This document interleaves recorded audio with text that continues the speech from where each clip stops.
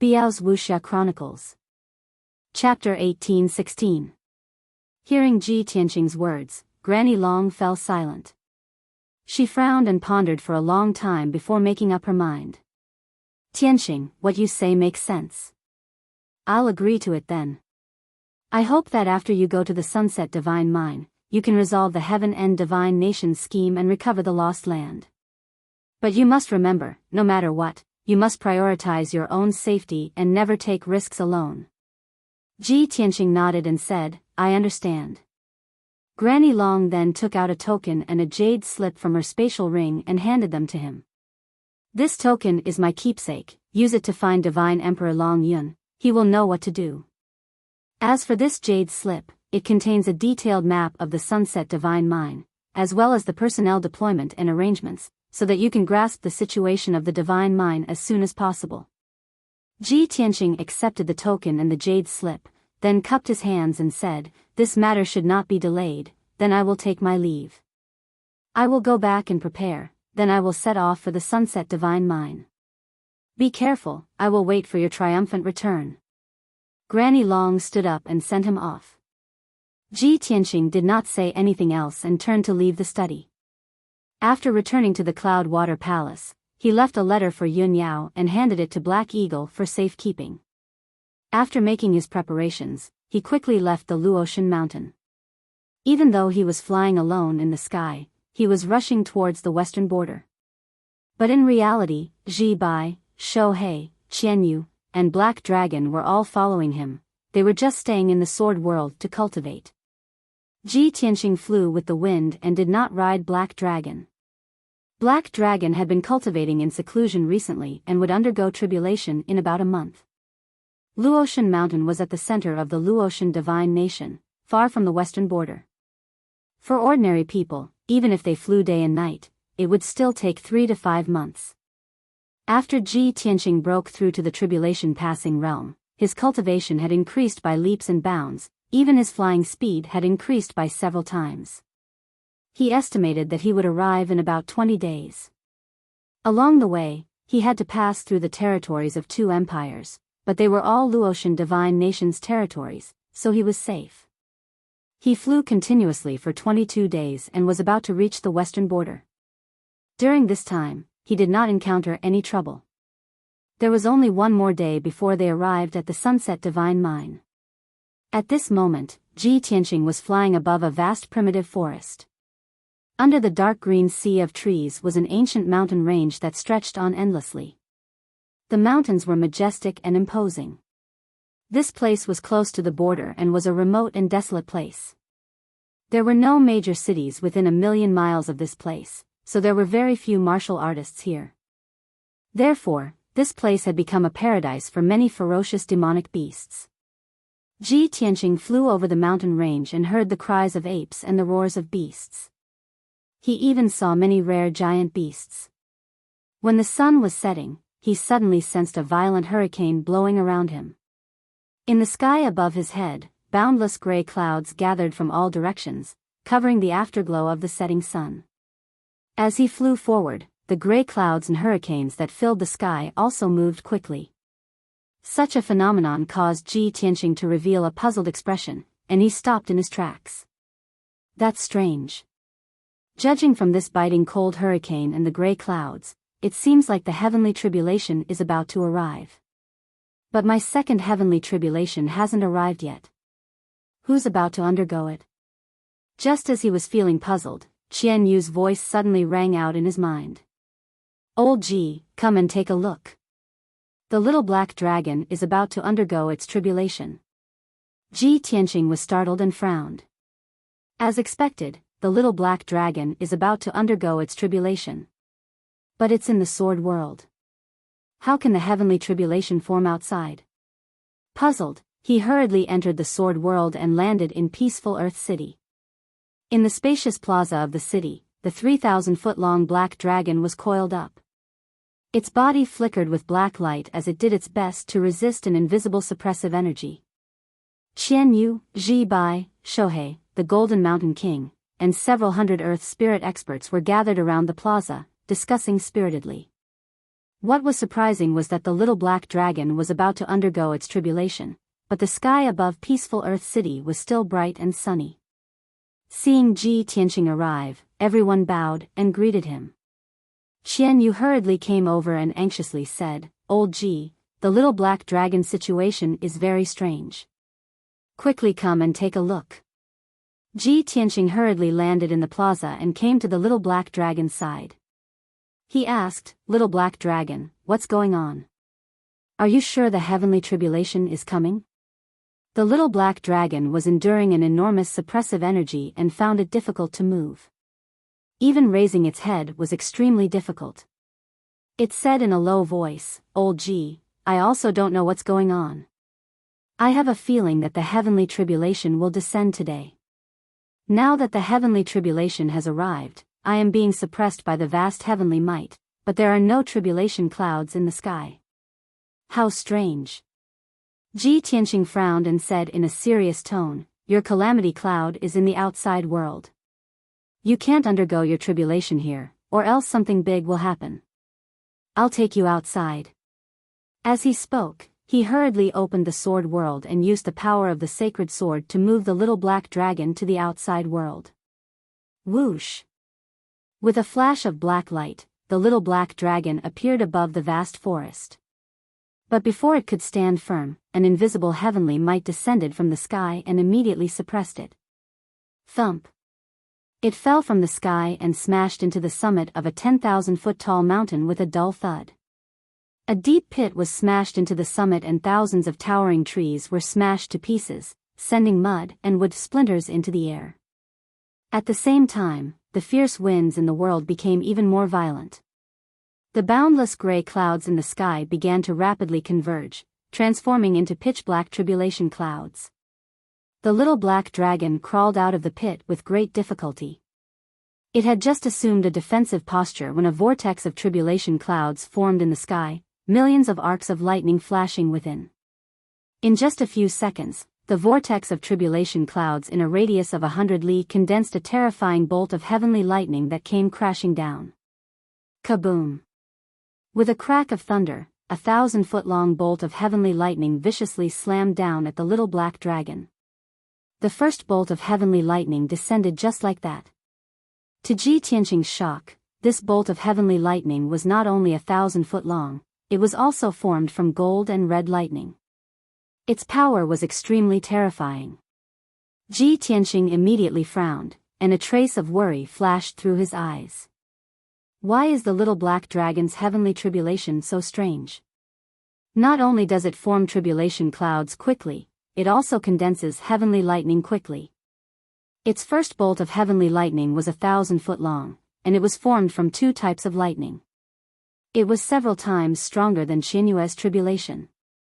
As this thought flashed through his mind, the two-colored bolt of heavenly lightning struck the little black dragon. Golden and red light blossomed, illuminating the gloomy sky for several hundred li in a dazzling light. The 10,000-foot tall mountain beneath the little black dragon was instantly pulverized by the bolt of heavenly lightning, transforming it into scorched ruins. Dust rose into the air as the surrounding forest was set ablaze. Chapter 1817. Fortunately, the little black dragon had made ample preparations and had a robust foundation. It had not been injured by the heavenly lightning, but its aura had been thrown into disarray and its magic energy was fiercely fluctuating. Ji Tianqing stood in the air above the forest 100 li away. He stared at the little black dragon in the ruins and hurriedly sent a message to it. "Little black dragon, you can't relax. Focus and welcome the second bolt of heavenly lightning." The little black dragon heard his warning and hurriedly crawled out of the ruins. It forcefully circulated its energy and stabilized its magic energy. Its aura had just stabilized when the second bolt of heavenly lightning arrived. Kaboom! A heaven-shaking explosion resounded through the air, reverberating through the horizon for several thousand li. Two bolts of heavenly lightning, each 1,000 feet long, came down from the pitch-black vortex of tribulation clouds at the same time, hurtling toward the little black dragon. The two bolts of heavenly lightning were both gold and red. They contained a special lightning attribute and were incomparably violent. The little black dragon was deeply shocked by this sight and fell into a daze for a moment. It had clearly not expected that there would be 2 bolts of heavenly lightning. Such a bizarre occurrence had never occurred before. It was completely defenseless. Ji Tianqing was also stunned. His pupils constricted as a thought flashed through his mind. 2 bolts of heavenly lightning? Could the little black dragon's heavenly tribulation be the legendary? The next moment, the 2 bolts of heavenly lightning struck the little black dragon. Boom! With a deafening boom, endless scorched earth flew into the sky, blotting out the sun. The scorched earth for 100 li was instantly transformed into a pitch-black abyss, black smoke rising from it. The earth within 1,000 miles was trembling, and the dozens of mountain peaks in the surroundings were also trembling. Many of the tall mountains cracked and collapsed. After the dust settled, Ji Tianqing could clearly see that the little black dragon was lying in the pitch-black abyss, black smoke rising from its body. Its back was a mess of flesh and blood. Some cracks and holes had been charred black. It was clear that the little black dragon had been distracted during the tribulation and had not been able to block it in time, resulting in it being heavily injured. Ji Tianqing was filled with worry as he hurriedly sent a message of warning. Little black dragon, no one can help you with the tribulation. You can only rely on yourself. Your heavenly tribulation is extraordinary. It is very likely to be the legendary ancient god's tribulation. 1 becomes 2, 2 becomes 4, 4 becomes 8. This is the most dangerous heavenly tribulation. You must give it your all. The little black dragon was currently struggling in the abyss, its heart filled with confusion and fear. After hearing Ji Tianqing's reminder, it finally understood the reason. It hurriedly pulled itself together and quickly healed its injuries, adjusting its magical power and aura. Old Ji, why is my heavenly tribulation different from Qian Yu's? Why would I attract the ancient divine tribulation? Ji Tianqing looked up at the sky and saw that the 3rd heavenly thunder was about to condense in the tribulation cloud vortex. He quickly explained, I don't know the specific reason now. However, I am certain that it has something to do with your divine dragon bloodline or the divine dragon crystal that you refined. The little black dragon immediately understood what he meant.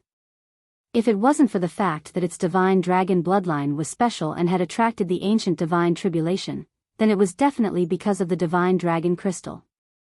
That mystical dragon crystal was the legacy crystal of an ancient mystical dragon. That mystical dragon had already reached the deity realm when it was alive. Very quickly, the 3rd heavenly thunder descended. The situation was just as Ji Tianqing had predicted. 4 pillars of lightning descended from the tribulation cloud vortex at the same time. Each pillar of lightning was gold and red, and they were twice as powerful as before. The little black dragon's eyes were extremely grave. Without hesitation, it roared and transformed into its 10-kilometer-long divine dragon body. Rhea. As it roared, its body erupted with black light that condensed into a 10-kilometer-wide barrier that protected its body. Reverse dragon veils the heavens. The pitch-black barrier seemed almost tangible, exuding a mysterious and powerful aura. However, even the barrier seemed rather fragile in the face of these 4 terrifying heavenly thunders, unable to withstand a single blow. Boom! Crack! With a crisp explosion, the pitch-black barrier collapsed, transforming into millions of shards of black light that scattered in all directions. 4 dazzling heavenly thunders pierced through the shards and simultaneously struck the little black dragon. The pitiful little black dragon was once again blasted into the pitch-black abyss. The abyss expanded to a radius of 200 kilometers, unleashing shockwaves of lightning and fire that burned the surrounding forest to ash. The earth for 1,000 kilometers fiercely swayed, and massive gullies appeared in the ground. Some mountains collapsed, and large swathes of forest were destroyed. The little black dragon was struck by the 4 heavenly thunders, and wounds appeared on its massive body and 5 dragon claws. Several hundred dragon scales fell from its body, and large droplets of dragon blood sprayed out. Its injuries were even more severe, and it appeared to be in a rather sorry state. Fortunately, the pitch-black barrier had neutralized 40% of the heavenly thunder's power. Although its injuries had worsened, it had not lost its ability to resist. It quickly gathered its energy and flew out of the abyss. After the first 3 heavenly thunders, the tribulation cloud vortex began to change. Using this chance, the little black dragon left the abyss and flew 100 kilometers away. 30 seconds later, the massive tribulation cloud vortex was covered in a layer of dark purple. The 4th heavenly thunder finally descended. Boom! Crack! 2,000-foot-long heavenly thunders exploded from the tribulation cloud vortex. Each heavenly thunder had 3 colors, consisting of purple, gold, and red lightning. Its power was 3 times greater than before.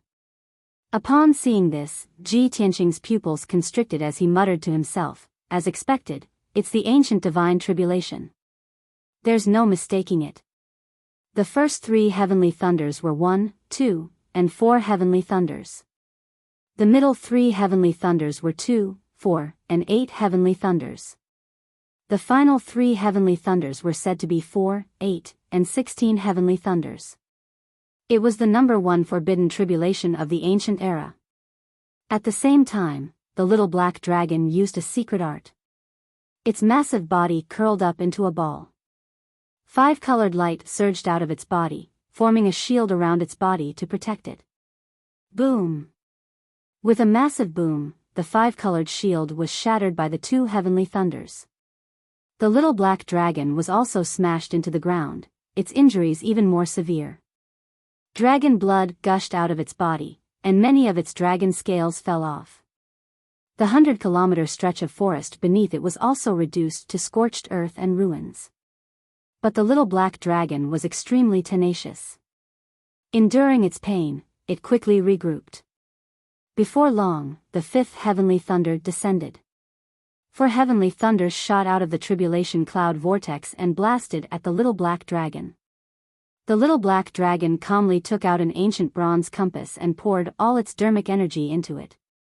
Buzz! The ancient bronze compass immediately expanded to 5 kilometers in size, blotting out the sun as it floated above the little black dragon's head.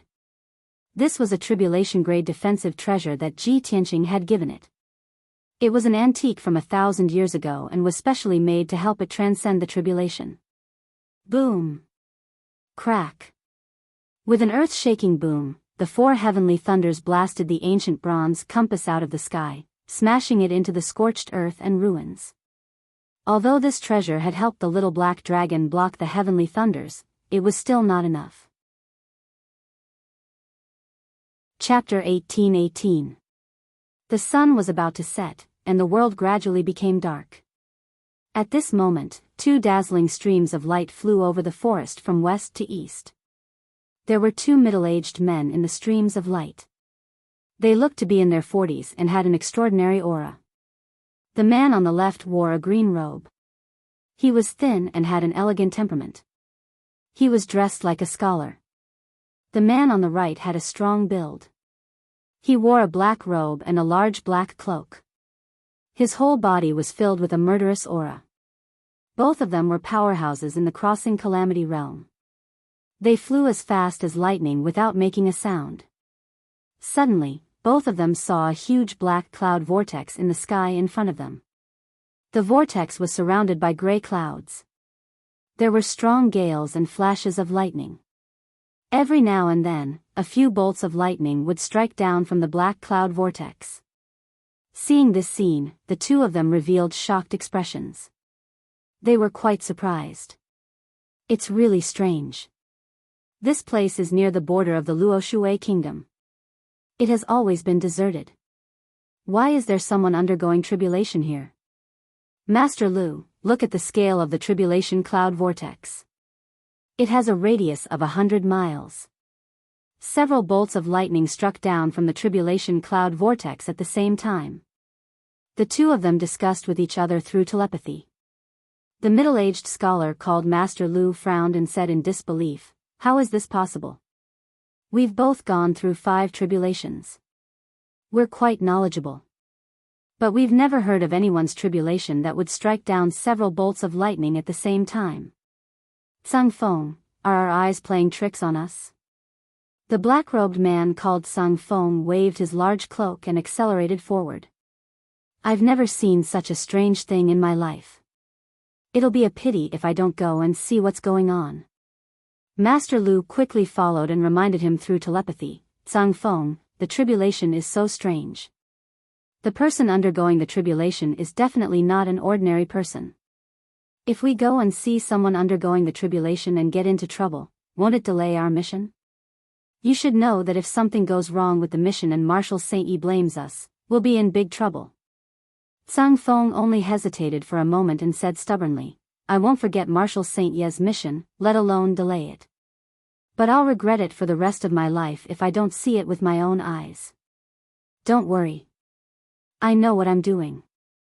I won't show up rashly. Seeing that he had already made up his mind, Lu Shi didn't try to persuade him any further. After all, he was also very curious and wanted to see what was going on. In just a short 100 breaths, the two of them had flown over 2,000 miles and arrived near the tribulation cloud vortex.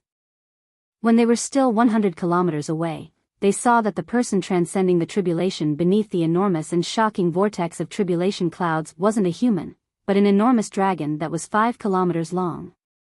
Such an outcome caused Sang Feng and Lu Shi to be pleasantly surprised, and their eyes widened in surprise. Oh my God! I thought it was a martial monarch undergoing a tribulation. I didn't expect it to be a black dragon. That's not a flood dragon, but a legendary divine dragon. No wonder it's undergoing its tribulation in such a desolate place. It's a divine beast, the black dragon. This was a huge surprise. Everyone knew that dragons were hard to find and only the 3 martial gods could capture and tame them. Who would have thought that we would actually encounter a divine dragon undergoing tribulation here? Sang Feng and Lu Shi looked at each other and saw the ecstasy and astonishment in each other's eyes. Even though they were experts who had cultivated for thousands of years, their state of mind had long been calm and indifferent. However, the appearance of the divine dragon was too surprising and shocking. It caused their blood to boil and their bodies to tremble with excitement. At this moment, the two of them had forgotten their mission and threw everything to the back of their minds. The same thought appeared in their minds at the same time. Sang Feng, that divine dragon is hiding in this primitive mountain range and cultivating. It hasn't been discovered by the Luoshui divine nation until now. It's a gift from the heavens for us to encounter it today. We can't miss it no matter what. Lu Shi, even if there's a danger of eternal damnation, I'll do my best to subdue that black dragon. If we can successfully tame a divine dragon, why would we need to rely on the background of the Broken Heaven Alliance? Why would we need to work for Marshal Saint Yi? From today onwards, we'll definitely be able to break through to the Martial Saint realm and even have a chance to reach the Martial God realm. Lu Shi, who had always been calm and collected, was also overwhelmed by the huge surprise. Sang Feng's words had aroused his passion and imagination. He nodded continuously and shouted with a flushed face, with the divine dragon in our hands, we can travel the world and go to a place outside the sea. We can become gods and ancestors and live a carefree life. Sang Feng clenched his fists and shouted, a lifetime of glory, splendor, wealth, and a future of martial arts all depend on this. Obviously, the two of them were sure that the divine dragon was an ownerless divine beast that lived in seclusion and cultivated in this mountain range. Otherwise, when the experts of the Luoshui divine nation discovered the divine dragon, they would have captured it and offered it to the Luoshui martial god. It was a gift from the heavens for them to encounter the divine dragon. It was a blessing that they had cultivated for 3 lifetimes. It was the greatest opportunity of their lives. At this moment, the divine dragon was undergoing its 6th tribulation. There were a total of 8 tricolored lightning bolts that descended from the sky toward the divine dragon. The divine dragon took out the ancient bronze compass again and injected a vast amount of magic power into it. It lay across the sky above its head. Kaboom! There was a loud explosion and the ancient bronze compass exploded on the spot. It shattered into countless pieces and scattered among the charred ruins. The divine dragon was also engulfed by the 8 bolts of lightning and blasted into the charred ruins. 200 miles of land had turned into a deep abyss. Endless dust and smoke covered a radius of a few hundred miles. When the dust and smoke dissipated, the divine dragon was lying in the abyss covered in blood. Its body was constantly twitching. Its injuries were extremely miserable. There was not a single place on its body that was unharmed. It was covered in wounds and bloody holes. Boiling dragon blood poured out of the black charred wounds and spilled onto the ground. Thousands of dragon scale fragments were scattered around its body. His appearance was simply too miserable. Its injuries were extremely severe. Its life force and magic power were in chaos. It only had about 40% of its strength left. However, the tribulation cloud vortex high in the sky had not dissipated. It was undergoing a strange transformation. Not long after, when the divine dragon was coiled up in the abyss and barely managed to recover its magic power, the tribulation cloud vortex had also completed its transformation. The black tribulation cloud vortex was covered in a layer of blood red. Kaboom! Four blood red pillars of lightning descended from the sky, aiming straight for the little black dragon. Seeing this, Ji Tianqing's expression was very complicated. He muttered to himself, "Mental demon tribulation." The reason why he felt so complicated was because the divine dragon's injuries were too severe. If it was struck by the lightning bolts that were even more powerful, its body might be destroyed or even killed. At least the mental demon tribulation would not harm its body. It would only test its temperament and soul. However, Ji Tianqing could not help but worry. The mental demon tribulation was more terrifying than ordinary lightning. It was strange and unpredictable. If the divine dragon could not resolve it, its soul would be destroyed and it would die completely. Chapter 18:19. The blood-red pillar of lightning struck the black dragon. However, there was no apocalyptic scene. The lightning turned into a layer of blood-red light that enveloped the black dragon, sealing it firmly. It fell into silence as if it was in a deep sleep. No one knew what kind of test and calamity it was going through, and whether it could survive it successfully. On a mountain peak 200 miles away, Master Lu and Sung Feng stood on the mountain peak, staring at the black dragon with anticipation. As expected of a divine dragon. The heavenly tribulation it triggered is different from ours. It's so special. Master Lu, when the black dragon finishes its tribulation, let's make a move immediately. We can't let it escape. The two of them were secretly accumulating their dermic powers, ready to launch a thunderous attack at any time to snatch the black dragon. Lu Shi was a more composed person. He released his spiritual perception and scanned the surroundings to check on the situation. His divine sense covered a radius of more than 100 miles. After checking carefully, he was completely at ease. Other than the two of us and the black dragon, there are no other powerhouses or demon beasts within a radius of 150 miles. There are also no formations or traps. We can rest assured.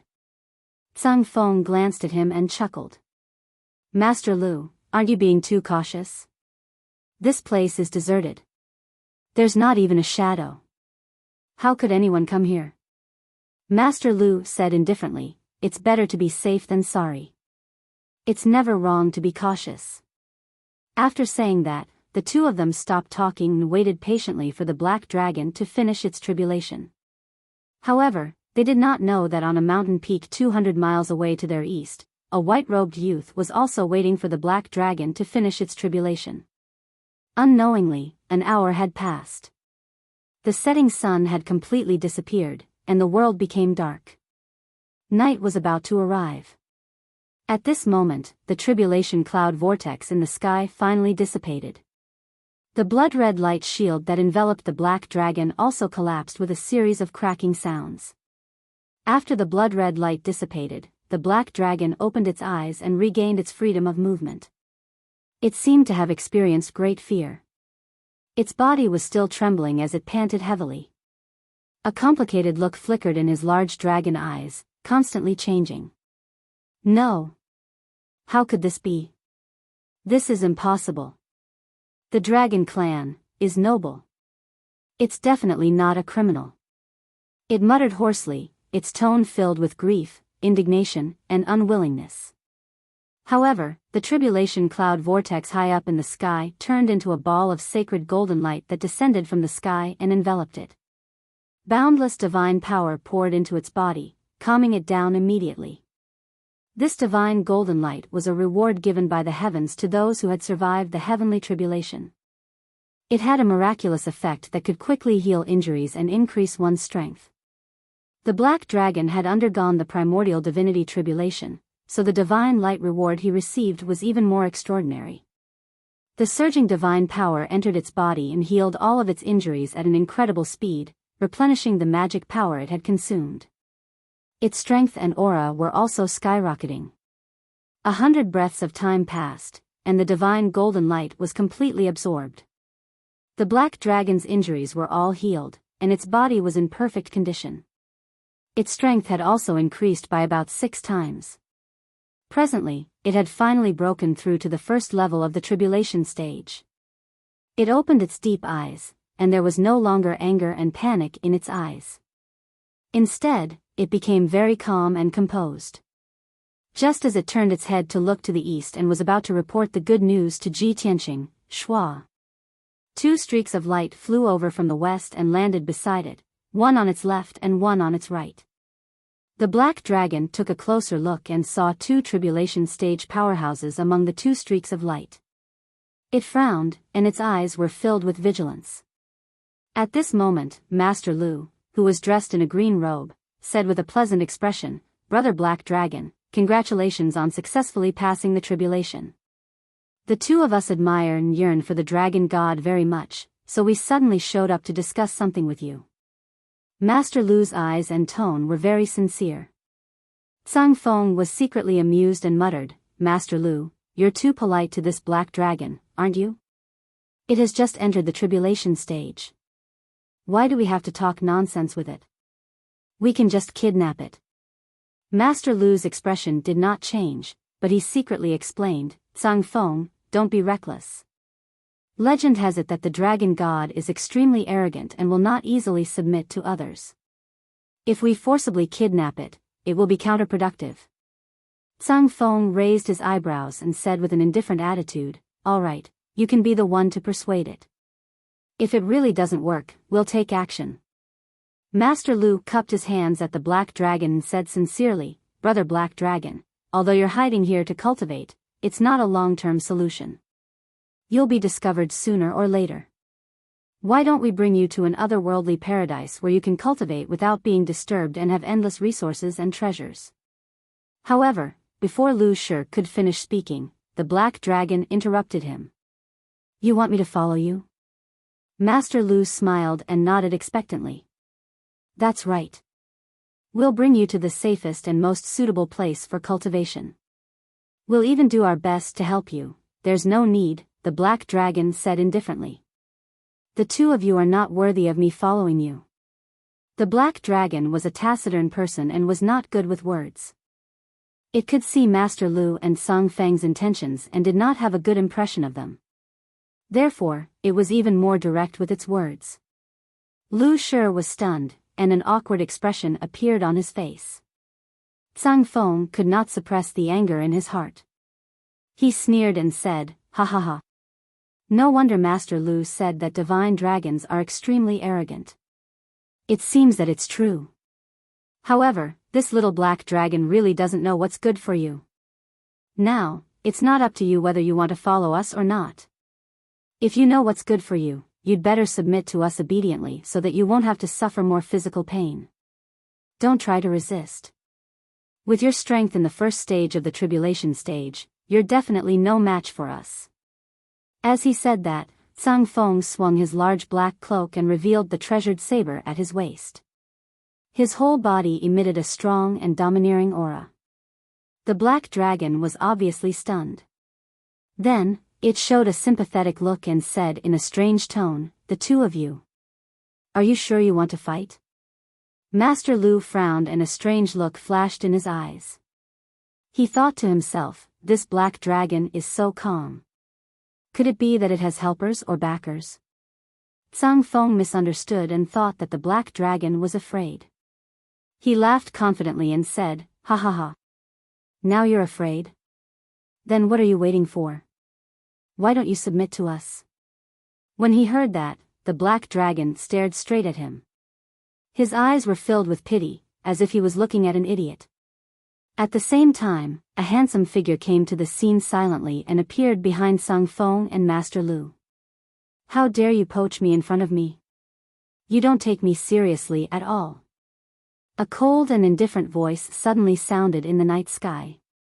Master Lu and Tsang Feng were shocked. They quickly turned around and saw a young man in a white robe standing in the night sky thousands of feet away. Chapter 18:20. Tsang Feng and Master Lu's expressions turned gloomy. Both of them held their sword hilts and looked at the white-robed young man warily. "Who are you?" Master Lu frowned and asked. Tsang Feng licked the corner of his mouth and said in a sinister tone, "Kid, everything has to be first come, first served. We were the first to discover this black dragon. If you want to interfere, you have to consider whether you are powerful enough." Ji Tianqing's sneer deepened as he said in a playful tone, "First come, first served. The black dragon is my war pet."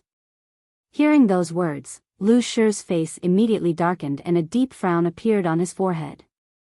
Although he was eager to get the black dragon, it was a divine beast with a master. His instincts made him want to give up and back down. But before he could say anything, Tsang Feng sneered, "Ha, do you think it is just because you say so? Who can prove it for you? Besides, even if the black dragon is really your war pet, so what? A good bird chooses a good tree to nest in. Only the two of us are worthy to be its master. Boy, we must get the black dragon. If you know what's good for you, you'd better leave and we can pretend nothing happened." Apparently, the temptation of the black dragon had blinded Tsang Feng's conscience and made him lose his mind. Ji Tianqing sneered and said mockingly, "So, you are going to rob me openly?" As he said that, he accumulated magic power in his body and his aura surged. Master Lu sensed that something was wrong and he quickly said, "Tsang Feng, don't be rash. The black dragon is already owned. It is unwise to rob it openly. This boy has reached the crossing calamity stage at such a young age and owns a divine dragon. He is not an ordinary person. He must have a powerful background. We." Before Teacher Lu could finish speaking, Tsang Feng interrupted him and shouted in a low voice. "Teacher Lu. This is the Luoshui Kingdom, not the Heaven End Kingdom. What are you afraid of? Encountering a black dragon is the biggest opportunity in our lives. If we miss this opportunity, we will regret it for the rest of our lives. Don't hesitate. Let's kill that brat and tame that black dragon together." Then, with a clang, he pulled out his treasured saber and slashed out a 300-meter-long saber light towards Ji Tianqing at lightning speed. Mountain Breaker. The 300-meter-long dark golden saber light slashed toward Ji Tianqing with an unstoppable force. Its power was terrifying. Ji Tianqing's eyes flashed with murderous intent as he sneered, "As expected, you're blinded by greed. Since you're so eager to die, I'll fulfill your wish." As he spoke, he raised his right hand and blasted out a silver fist light that smashed towards Tsang Feng. Star-shattering fist. Boom! The sword radiance and the fist radiance collided, and a loud, muffled sound erupted, spreading across the sky for hundreds of miles. In that instant, the sword light and fist radiance collapsed at the same time, exploding into billions of fragments. Hundreds of miles of the night sky were illuminated as if it were daytime. The raging shockwave fiercely hit Tsang Feng and forced him to retreat 3,000 meters. Master Lu hurriedly pulled out his sword and cast a spell to unleash a sky full of sword radiance toward Ji Tianqing. However, the black dragon met the attack head-on, twisting its 10-mile-long body and sweeping away all the sword radiance in the sky. The two of them were entangled, each using their own unique skills to fight in the night sky. Tsang Feng was only slightly injured. He was shocked and angry as he swung his sword to attack again. Brat, I underestimated you just now. But now, you don't have the chance. Tsang Feng shouted angrily as his body lit up with flames. He unleashed 100% of his magic power and slashed out a sky full of sword radiance. Swoosh! 36 dazzling giant swords were arranged in the direction of the Big Dipper star. They carried the mysterious power of the array and slashed toward Ji Tianqing. Ji Tianqing was fearless. His sleeves fluttered as he stood in the night sky, looking down at Tsang Feng. With his left hand behind his back, he raised his right hand and pointed to the sky. He shouted indifferently, "Sword, come!" Suddenly, a dazzling golden radiance lit up in the dark sky and fell from the sky like a meteor. In just a short moment, the dazzling golden radiance descended on the mountain range. It turned out that the dazzling golden radiance was a giant golden sword that was thousands of feet tall. The giant sword was formed by the astral fire and contained a violent power that could destroy the world. Slash! Ji Tianqing shouted coldly as he waved his right hand and pointed at Tsang Feng in front of him. Before Tsang Feng could even react, the 3 kilometers long sword had already struck him in the head. Bam! A deafening explosion erupted and reverberated through the heavens, shaking everything within 800 miles. The giant golden radiance sword instantly shattered Tsang Feng's magic power shield and smashed it into pieces. Even his divine soul was destroyed. Then, the giant sword hit the ruins below. A pitch-black abyss with a radius of dozens of miles and a depth of hundreds of miles was formed on the ground. The dazzling golden radiance flew into the night sky with endless dust and covered the sky. The violent and terrifying movement lasted for a long time before it dissipated. When the dust and golden radiance dissipated, Tsang Feng had disappeared completely. His physical body and divine soul had turned into powder and scattered in the abyss, returning to heaven and earth. Not far away in the sky, the Black Dragon and Master Lu stopped fighting temporarily.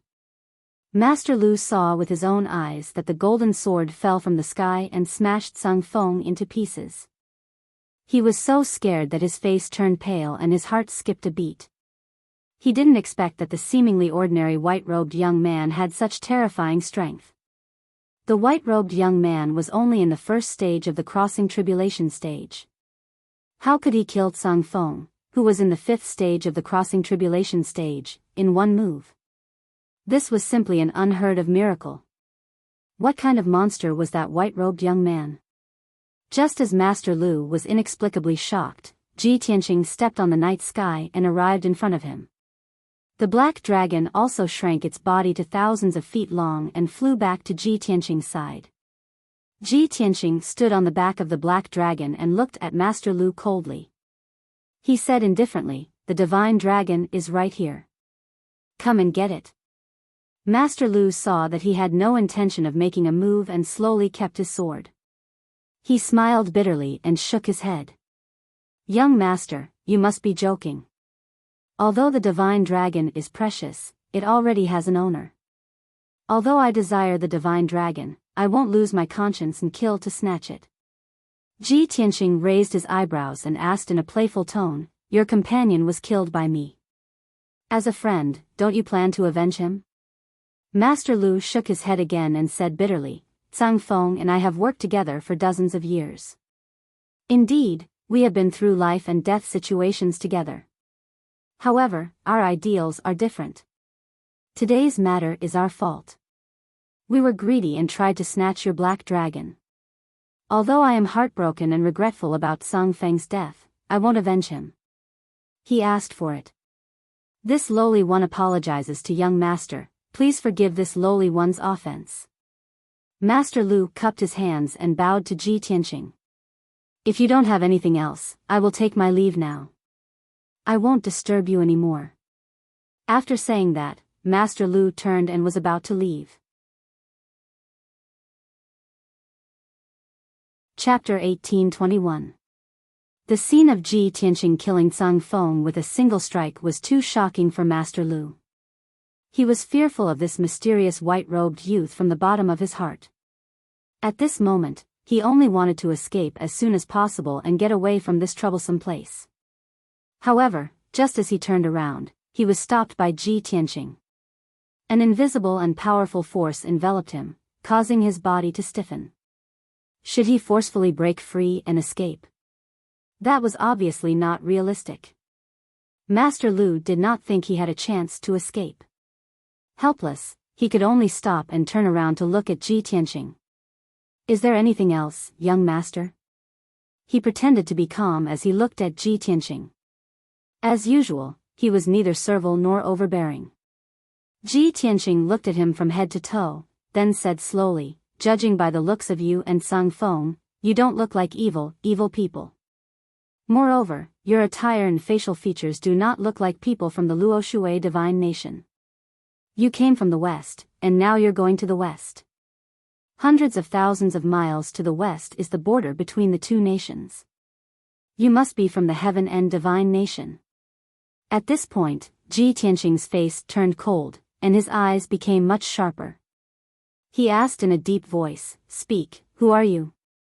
What are you trying to do by sneaking into the Luo Shui divine nation?" Seeing Ji Tianqing speaking so logically, Master Lu was even more shocked and vigilant. His eyes also changed. He lowered his head slightly, not daring to look directly at Ji Tianqing's deep and sharp eyes.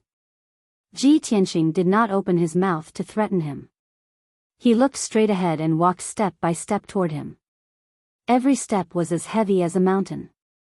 Stepping on the night sky, he condensed an invisible pressure and pressed down on Master Lu. This was a lost ancient secret technique called the heaven-shaking 9 steps. When Ji Tianqing took 8 steps, the invisible pressure of the divine sense was as heavy as a mountain. Under the suppression, Lu Shi's body was hunched over, and his entire body was drenched in sweat. His soul was trembling, and his eyes were filled with fear and terror. He finally couldn't withstand the enormous pressure and slowly stretched out his trembling hands. He cupped his fists and said, "Young master's eyes are indeed sharp. You can see through our origins from these little clues. You guessed right, Sang Feng and I are both from the Heaven Extinction Divine Nation. We just rushed over from the border. To tell you the truth, we're from the Broken Heaven Alliance, and we're here on a mission." Broken Sky Alliance? Ji Tianqing frowned slightly as a few figures appeared in his mind. He recalled the few young experts he had met in the Mountain of Flames. He asked expressionlessly, "You infiltrated the border and infiltrated the Luo Shui divine nation for what mission?" "This." Teacher Lu was immediately put in a difficult position, and said with a bitter expression, "Young master, this is the secret of our Broken Heaven Alliance, please don't force me to answer. However, I can guarantee that our mission will only involve trade, and we will definitely not harm the Luo Shui God nation." Ji Tianqing stared at him with sharp eyes. After a moment of silence, he said in a deep voice, "You're lying. What mission are you on? Tell me the truth." Teacher Lu's reaction was normal, and his performance was flawless. However, the subtle changes in his eyes and the fluctuations of his divine sense could not be hidden from Ji Tianqing. Teacher Lu was immediately filled with anxiety, and he hurriedly waved his hands and said, "Young master, I'm telling the truth. Our mission is only to deliver a secret letter to the Wind Moon City." Without waiting for him to finish his words, Ji Tianqing waved his hand, and a huge golden palm shot out, grabbing Lu Shi in its palm. Swoosh! The giant golden palm grabbed Teacher Lu and brought him back to Ji Tianqing. Teacher Lu struggled with all his might, but he couldn't break free from the giant palm. His magic power was also sealed by the giant palm, and he couldn't circulate it. Ji Tianqing shouted with a cold expression, "Either you tell the truth, or you'll be buried with Sang Feng." As he spoke, he gradually unleashed his power and used the giant golden palm to crush Teacher Lu. Teacher Lu's body was crushed by the giant palm, and his bones began to dislocate and deform. The intense pain caused his body to convulse and break out in cold sweat, and he let out a painful scream. "Ah! You, don't go too far. I'm telling the truth. It's useless even if you kill me." Ji Tianqing was not moved at all, and continued to crush him with the giant palm. He slowly said, "Speaking of the Broken Heaven Alliance, I have some understanding of it. It's said that it's one of the strongest forces in the Heaven and God Nation. A few months ago, I happened to meet 4 young experts in the Flame Mountain, and they were all elites of the Broken Heaven Alliance. They were looking for the Golden Lotus in the Flame Mountain, but they were surrounded by many demon beasts. At the critical moment, I saved them, and after talking with them, I learned of their origins. If I remember correctly, the names of the 4 young elites were Li Gan, Zhao Guangxiong, Qing Wan. Teacher Lu was still struggling in pain, but when he heard Ji Tianqing's words, he immediately calmed down. When he heard the names of the young elites, his expression changed drastically, and he revealed a strange look. Ji Tianqing stared at him, and asked with a playful tone, "Looking at your reaction, you seem to know them, right?" Teacher Lu was silent for a long time, and then said with a complicated tone, "That's right, Qing Wan is the daughter of my best friend, and Li Gan is my junior brother. They were looking for the Golden Lotus in the Flame Mountain, and when they were in danger, they were saved by a white-robed young master. I didn't expect that the white-robed young master who saved their lives was you." Ji Tianqing nodded, and said with a playful smile, "Maybe this is fate. It was the will of the heavens. Teacher Lu, you're a scholar who has read a lot, and you should understand many things, and have your own principles and integrity. The reason why I didn't kill you is also because of this. Now, I'll give you one last chance to confess." Teacher Lu was different from Tsang Feng. His background was very complicated, and he only joined the Broken Heaven Alliance to settle down. For 200 years, he never relied on the power of the Broken Heaven Alliance to commit murder, arson, or robbery. Just as Ji Tianqing said, he was a man of principles, and he believed in the existence of the gods, karma, and so on. After a long silence and hesitation, Teacher Lu clenched his teeth and made a decision. He lowered his head dejectedly, and said with an old and powerless voice, "Young master saved Qing Wan and Li Gan's lives, and is their savior. Today, Tsang Feng and I fell into your hands. Maybe this is the will of the heavens, and it's my punishment. To be honest, Tsang Feng and I sneaked into the Luo River God Nation under Marshal Saint Ye's orders, and we were going to the Wind Moon City to create chaos and disaster." Hearing Teacher Lu's words, Ji Tianqing frowned, and his eyes became even colder. "Marshal Saint Yi? Which Marshal Saint Yi?" Teacher Lu revealed an ashamed expression, and said in a low voice, "The Divine Guard Governor of the Heaven and God Nation, Sword Saint Yi Lu Shui." Chapter 1822. As soon as Teacher Lu mentioned Marshal Saint Ye's identity, Ji Tianqing suddenly realized. His face also darkened, and his eyes flashed with a cold light. After a moment of silence, he suddenly sneered. "Ha ha ha. This Yi Lu Shui is really sinister and despicable. The 2 armies are facing each other at the border, and they are in a stalemate for the Sunset Divine Mine, scheming against each other secretly. Yi Lu Shui is guarding the border, and he is indeed scheming, not hesitating to use such a despicable move. He sent you to infiltrate the Luo Shui Divine Nation, and create chaos and disaster in the major cities at the border, so that you can draw away a portion of the army and reduce his pressure." Ji Tianqing exposed Marshal Saint Ye's despicable plan, and Teacher Lu's face instantly turned ugly. Seeing that Ji Tianqing was really angry, and the murderous intent in his eyes surged, he was a little worried, and quickly explained, "Young master, this is Marshal Saint Ye's plan, we are just following orders." Ji Tianqing did not comment, and asked in a deep voice, "It is said that the Broken Heaven Alliance is a civilian martial arts organization. Although it is distributed in the Heaven and Divine Nation, it is not under the jurisdiction of the Heaven and Divine Nation. Marshal Saint Yi led a large number of divine guards to guard the border. Why didn't he send the experts under him to carry out the mission, but sent you to cause trouble? Could it be that the Broken Heaven Alliance has submitted to the Heaven and Divine Nation, and also has to listen to the Divine Nation's orders?" Teacher Lu quickly shook his head, and said with a blank expression, "Young master, I don't understand this matter, and dare not speculate." Ji Tianqing also understood, with Teacher Lu's strength, he could only be considered an elite expert in the Broken Heaven Alliance, and could not be a branch leader or hall master with real power. He did not pursue this matter, and asked again, "Other than you and Tsang Feng, how many people did Marshal Saint Yi send to infiltrate the Luoshui divine nation to cause trouble?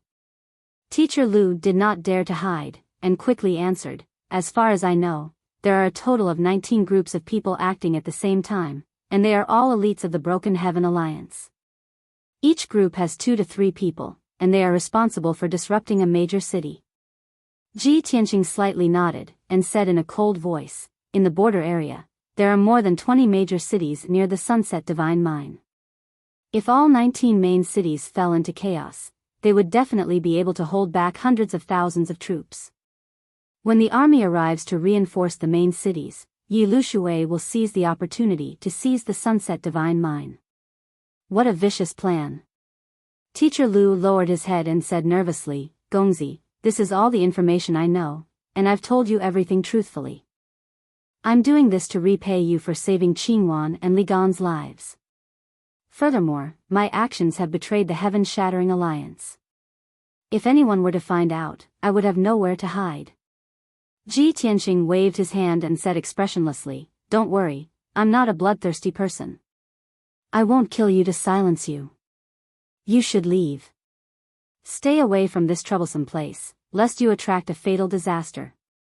After which, Ji Tianqing released the golden palm and released Lu Shi. Lu Shi felt as though he had been pardoned, and his face was filled with gratitude. He hurriedly cupped his hands and bowed, Thank you for sparing my life. I'll take my leave now. After bowing, he didn't even bother to circulate his qi to heal his injuries. He hurriedly turned around and flew away. Not long after, Lu Shi's figure disappeared into the night sky. Ji Tianqing stood on the black dragon's back and looked at the western night sky with a deep frown. The black dragon frowned and asked, Old Ji, what do we do now? Do we still go to the Sunset Divine Mine? How about we rush to the main cities and deal with the heaven-shattering alliance first? Ji Tianqing shook his head and said in a deep voice, If Yi Liushui's divine guards infiltrate the Luoshui divine nation, they will definitely give themselves away. If they are caught, it will cause a war between the 2 nations. He used the heaven-shattering alliance to create chaos because he doesn't want to be exposed. Therefore, the dozen or so heaven-shattering alliance experts will definitely hide their tracks. If we rush over without a target, it will be difficult to find them. It will only be a waste of time. Our top priority is to get to the Sunset Divine Mine as soon as possible and discuss with Holy Emperor Changyan. As for the heaven-shattering alliance experts, I will send a message to Granny Long and have her think of a way to deal with them. After speaking, Ji Tianqing took out a communication jade slip and sent out a message. Whoosh! The jade slip turned into a stream of light and quickly flew into the night sky and disappeared. After sending out the jade slip, Ji Tianqing did not waste any more time. He rode the black dragon to the west and rushed to the Sunset Divine Mine as quickly as possible. Originally, Ji Tianqing was still a day's journey from the Sunset Divine Mine. After the black dragon broke through to the Tribulation Transcendence realm, it completed a miraculous transformation. Its flying speed had increased by 6 times, which was even faster than Ji Tianqing's speed. 18 hours later, it was noon of the second day and the black dragon finally arrived at the Sunset Divine Mine. The Sunset Divine Mine was named after the Sunset Mountain Range. At the border of the 2 divine nations, there was an ancient mountain range with a radius of hundreds of millions of miles. It was filled with primitive forests and towering mountains. This area was very rich in heaven and earth spirit qi, and the underground mines were extremely rich. However, this place was remote and uninhabited, so it became a paradise for all kinds of ferocious demon beasts. Thousands of years ago, the Luoshui divine nation discovered endless mineral resources in the Sunset Mountain Range. Thus, the Luoshui divine nation sent out millions of soldiers and craftsmen. After spending hundreds of years, they opened up the famous Sunset Divine Mine. After thousands of years of development, the scale of the Sunset Divine Mine had expanded by more than 10 times. There were millions of soldiers stationed at the Sunset Divine Mine, patrolling day and night to protect the mine from being invaded. The entire Sunset Divine Mine was divided into hundreds of mining areas. There were more than 2 million miners working in each of the mining areas, mining day and night. Ji Tianqing arrived near the Sunset Divine Mine and put the Black Dragon into the Sword World to avoid shocking the world. He flew over the vast mountain range alone and looked down at the situation below. On the surface, there was an endless stretch of towering mountain ranges and a sea of dark green primeval forests below.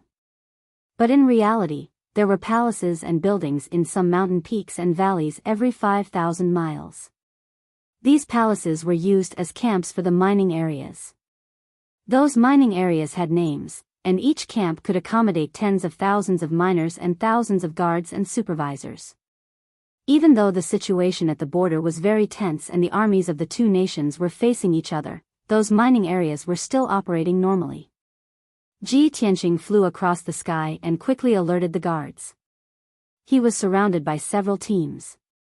He showed his identity token and explained the purpose of his visit.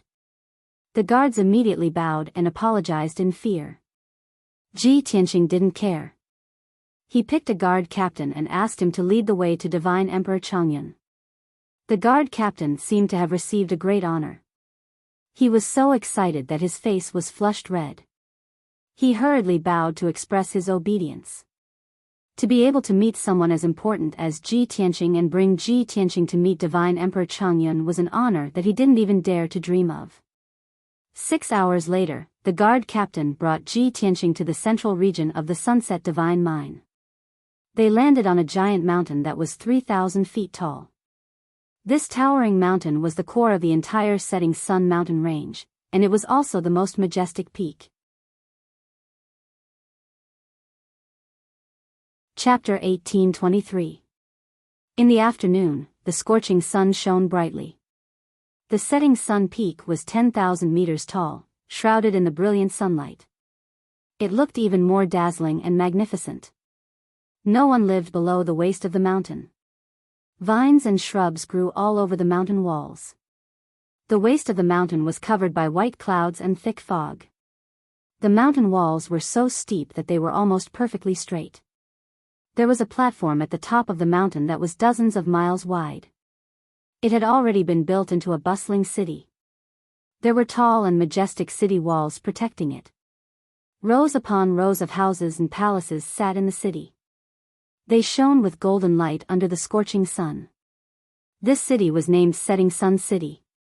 It had thousands of years of history and was one of the most important cities in the Luoshui Divine Kingdom. The city was heavily guarded both inside and outside. Teams of armored guards with swords could be seen patrolling the city. Even in the sky outside of Sunset City, there were many guards riding spirit beasts and flying birds, circling and cruising in the sky. Ji Tianqing arrived at the gates of Setting Sun City.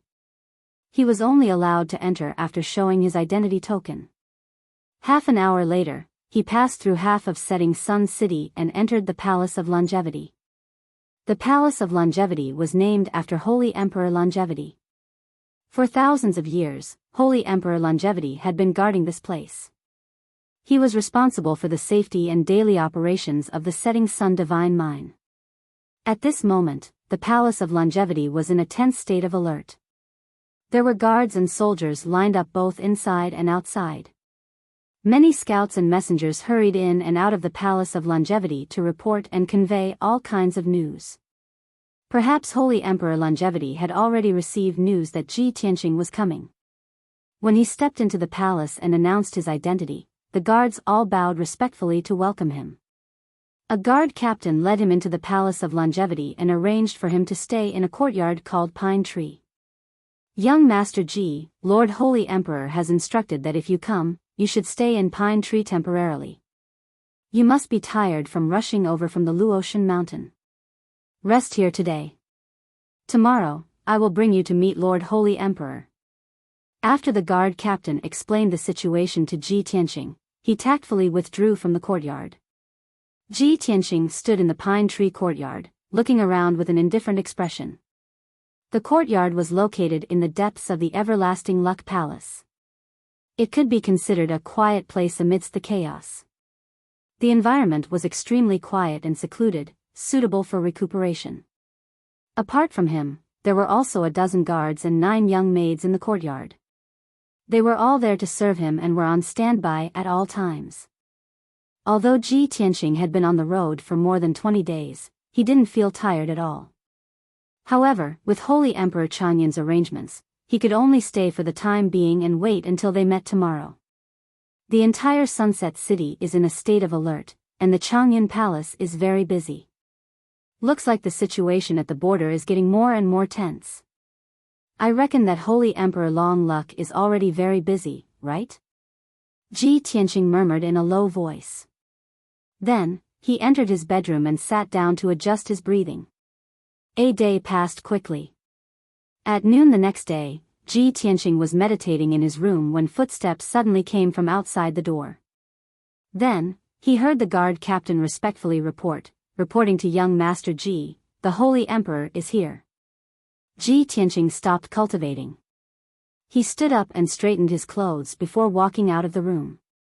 He stood still in the courtyard and saw 6 golden-armored guards standing on both sides of the door. They respectfully knelt on the ground to welcome the Holy Emperor. A middle-aged man in a golden robe strode through the door and entered the courtyard. This man was 8 feet tall and had broad shoulders. He had a head of white hair that reached his waist and a dignified face. He exuded the arrogance and domineering aura of a martial saint. His steps were like the wind, and the wide purple cloak on his shoulders also fluttered in the wind. Ji Tianqing could obviously tell that this man was the everlasting luck martial saint who was in charge of the Sunset Divine Mine. Moreover, the everlasting luck martial saint's style of doing things was obviously swift and decisive. Other than the everlasting luck martial saint, there was also a tall and handsome young man behind him. This person had the strength of a tribulation stage cultivator. He looked somewhat similar to the everlasting luck martial saint, and there was an air of arrogance between his brows. Ji Tianqing guessed that this young man was most likely the everlasting luck martial saint's nephew. The everlasting luck martial saint arrived in the courtyard and stood 10 steps away from Ji Tianqing. After sizing him up, he smiled and said, "Welcome to the Sunset City, young Master Ji." Young Master Ji just arrived yesterday and must be mentally exhausted. I was also busy with military affairs, so I didn't receive you. Please forgive me, young Master Ji. The everlasting luck martial saint's voice was dignified and loud. His attitude towards Ji Tianqing was also more polite. Ji Tianqing's expression was calm as he cupped his hands and bowed. Ji Tianqing greets the everlasting luck divine emperor. No need for formalities. The everlasting luck martial saint nodded slightly and walked into the guest hall. Let's talk inside. Then, the 3 of them entered the guest hall and sat down. Immediately, a servant girl came forward to serve tea. The everlasting luck divine emperor sat on the main seat and looked kindly at Ji Tianqing. He asked, "Young Master Ji, although the scenery of the Sunset City can't be compared to the Luotian Mountain, it's still a rare scenic spot in the world. You can stay here for a while." Then, he pointed to the young man sitting on the right and introduced him. "This is my son, Su Chen. You're all young people, so you can get to know each other." Back then, Su Chen was also a god disciple of the divine nation. He cultivated on the Luotian Mountain for more than 20 years. "I believe you'll have something to talk about." Ji Tianqing looked at Su Chen and nodded slightly in greeting. Su Chen also looked at him with a smile and cupped his hands. Su Chen greets young Master Ji. "During this time, my father has been busy with government affairs. I'm afraid he has no time to accompany young Master Ji. During this time, I'll take care of young Master Ji on behalf of my father." Although Ji Tianqing didn't need anyone to accompany him, he couldn't reject Su Chen's politeness. Thus, he nodded. "Thank you, young Master Su." Then, Ji Tianqing looked at Divine Emperor Changyun with a solemn expression. "Divine Emperor Changyun, I believe Granny Long has told you that I'm here to resolve the danger of the Divine Mine. I saw the tense atmosphere inside and outside Setting Sun City and guessed that the situation at the border was worrying. Divine Emperor, can you tell me the specific situation at the border?" Hearing this, Su Chen frowned inwardly but didn't show it on his face. Divine Emperor Changyun had expected this question. He said indifferently, "Before you came, Granny Long sent me a message and explained the situation. I believe you have some understanding of the situation at the Setting Sun Divine Mine. There are more than 260 mines in the Divine Mine. Each mine is managed by 2 commanders. There are hundreds of supervisors and tens of thousands of miners under them. There are more than 100 mines near the western border. More than 80 have been taken by the Heaven End Divine Nation. There are only a dozen mines left, but they have been invaded. Large amounts of ores and veins are lost every day. The armies of the Heaven End Divine Nation and the Heaven End Divine Nation are facing each other outside Drifting Cloud Mountain." Chapter 1824. Ji Tianqing couldn't help but frown when he heard that the situation at the border was so tense. He said seriously, "I didn't think that 30% of the Sunset Divine Mine had already been taken. I killed 2 experts from the Heaven End Divine Nation on my way here. After interrogating them, I found out that they were elites from the Broken Sky Alliance. They were ordered by Yi Lushui to sneak into our borders and cause disasters in the border cities." Divine Emperor Changyun nodded and said with a solemn expression, "Young Master Ji is very considerate to be able to find out such important information. You have done a great service. Last night, Granny Long sent me a message to tell me about this. This emperor has already sent out 30 experts and 3,000 elite guards to search the main cities. Granny Long has also ordered the main cities to increase their vigilance and search for the culprits." Ji Tianqing was relieved and nodded. "Since Holy Emperor and Granny Long are taking this seriously, I'm sure we'll be able to find the culprits soon. Holy Emperor, I'm most worried about the situation at the border. Please take me there to see the situation at the border and the mines." Holy Emperor Changyun immediately frowned and hesitated when this matter was brought up. "Well, young Master Ji, you've just arrived at Sunset City. You should rest well. There's no need to worry about this. What you need to do now is to preserve your strength and wait for me to launch a counterattack. Only then can you do your best to kill the enemy." After that, Holy Emperor Changyun looked at Su Chen and ordered seriously, "Su Chen, I won't be in Sunset City for the next few days. You must accompany young Master Ji. Young Master Ji is our nation's #1 god disciple and the husband of Goddess Yunyao. You can't neglect him." Su Chen quickly got up and bowed respectfully, "Yes, Holy Emperor Changyun." Holy Emperor Changyun nodded in satisfaction and looked kindly at Ji Tianqing. "Young Master Ji, you can stay here. If you need anything, just let Su Chen know. I still have matters to attend to, so I won't be accompanying you. Farewell." Holy Emperor Changyun waved his cloak and walked out of the hall. Su Chen also got up and left with Holy Emperor Changyun. Ji Tianqing frowned slightly as he vaguely guessed something. He stood in the hall and looked at Holy Emperor Changyun and Su Chen's backs, thinking expressionlessly. This Holy Emperor Changyun clearly doesn't trust me. He only told me the general situation at the border but didn't go into the details. When it came to the mine's operations and plans, he didn't say anything. Ha! Judging from the father and son's words, they want me to recuperate peacefully in this courtyard and not interfere with the matter of the Divine Mine? What are they guarding them against? Or are they worried? While Holy Emperor Changyun's back, Holy Emperor Changyun's Holy Emperor's Holy Emperor, SS, Holy Emperor SSSS Changyun's SS. He turned to look at Su Chen and warned him through voice transmission with a solemn expression. "Su Chen, you should know Ji Tianqing's identity very well. He T-T-T-Tes, S, T-Tes that's T. So, nothing can happen to him, and nothing can happen to him in the Sunset Mine. Otherwise, I won't be able to bear the responsibility." Su Chen nodded and said solemnly, "I understand. Father, please don't worry. I'll keep an eye on him. I won't let him leave Sunset City, and I won't let him risk his life." Only then did Divine Emperor Long Yun feel relieved. He then said, "Granny Long is really muddle-headed. He actually allowed Ji Tianqing to rush to the Divine Mine alone and even wanted to resolve the crisis of the Divine Mine? How could Yi Lushui and his million-man army be so easy to deal with?